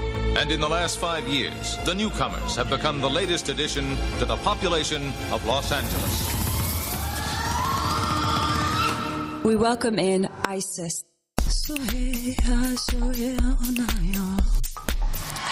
That's true. Energy can be transmitted, energy can be received, and the collective energy of people who want to achieve something is massive. That's true. Oh, brother. Speaking to the grass. Speaking to the grass right here in our filming location. I don't want to do it, and you can't make me. That's true. So the grass is having that reaction. Do it and you can't make me reaction. That's true. That's what this feeling is. Cool beans. Onward ho. Let's ho. Talk to the trees. That's true. The plants and the shrubs and the trees. That's true. That's true. That's true. That's true. That's true. That's true. That's true. That's true. That's true. That's true. Whoa. To this tree. Are you willing? Whoa. Are you willing to be a portal? We need to start with the trees before we get to the grasses, because apparently the grasses think the trees are cool, and the trees don't apparently think the grasses are cool. The grasses, they didn't think it was cool, and they said basically, I don't want to do it. You can't make me. Maybe we'll ask this tree, are you aware of the work we were doing this morning, talking to the dead trees in the park? Let's ask this maple. Hey, would you like to do this? Let's start with that pine, because those were dead pines. Hey, friend. And the bay tree said, oh, no, I didn't do that. I didn't do that. All right, let's start with the pine. Maybe all the pines, speaking to the pines. Hey, friends, pine trees, are you willing? And to this oak tree, are you aware of triple oak out back? The really big oak trees, the huge oaks of this yard? They're doing it. But you can be the leader of this front yard. Well, I don't know, Pine Tree ate your lunch on that. But you can jump on the bandwagon and not be one of the losers running around saying, wait for me. They said, are you sure? Are you sure? Are you sure? At least 3 times. We said, yes, yes, yes! That's true. That's true. That's true. That's true. That's true. That's true. That's true. That's true. I have an aunt that is wandering around on the mic. You want to fry him? You want to fry him? This is Amp 33, I'll come without warning. I might deconstruct even in the morning. Don't be scared, I don't want to alarm you. I'll probably just say, you got karma. It's Amp 33, raps for no agenda. Got some place that I want to send ya. Sunday and Thursday, tune in for the show. Cause when it's over, it's adios, mofo. I have an aunt that is wandering around on the mic. Rapper Amp 33 and no agenda. Dropping some truth.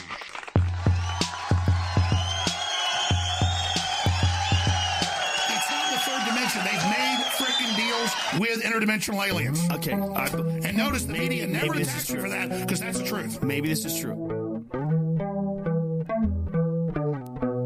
The 5G. The 5G. The 5G. You mean 5G? And I'm mad at Trump for allowing 5G to come in. They admit 5G in all the studies, LA Times, causes massive mutation and cancer. It literally rattles your DNA apart. All of our kids are under attack. You mean 5G? I'm mad at Trump for allowing 5G to come in. The 5G. The 5G. The 5G. Listen, here's the deal. Right here. The 5G. Guapo. The 5G. Guapo. We're going to set up a world government. We're going to slowly titrate the dose and poison the public, dumb them down, put electromagnetic radiation out with 5G that scrambles their DNA, lowers their IQ. We're going to cause mass mental illness and a controlled societal collapse that'll then be organized and controlled in the mop-up crew by robots, controlled by the globalist programmers who believe with the off-world entities they're in communication with that they're going to be given the operation to upload and be in that larger kind of board cube system. The 5G. Listen to me! What? They tried to recruit my dad to a DARPA program. The CIA is testing on cell towers wavelengths to calm the public during crises. And I have talked to Army generals, commanding generals, major generals, generals, the 5G. Listen to me! CIA, everybody, and they're all 5G. What? The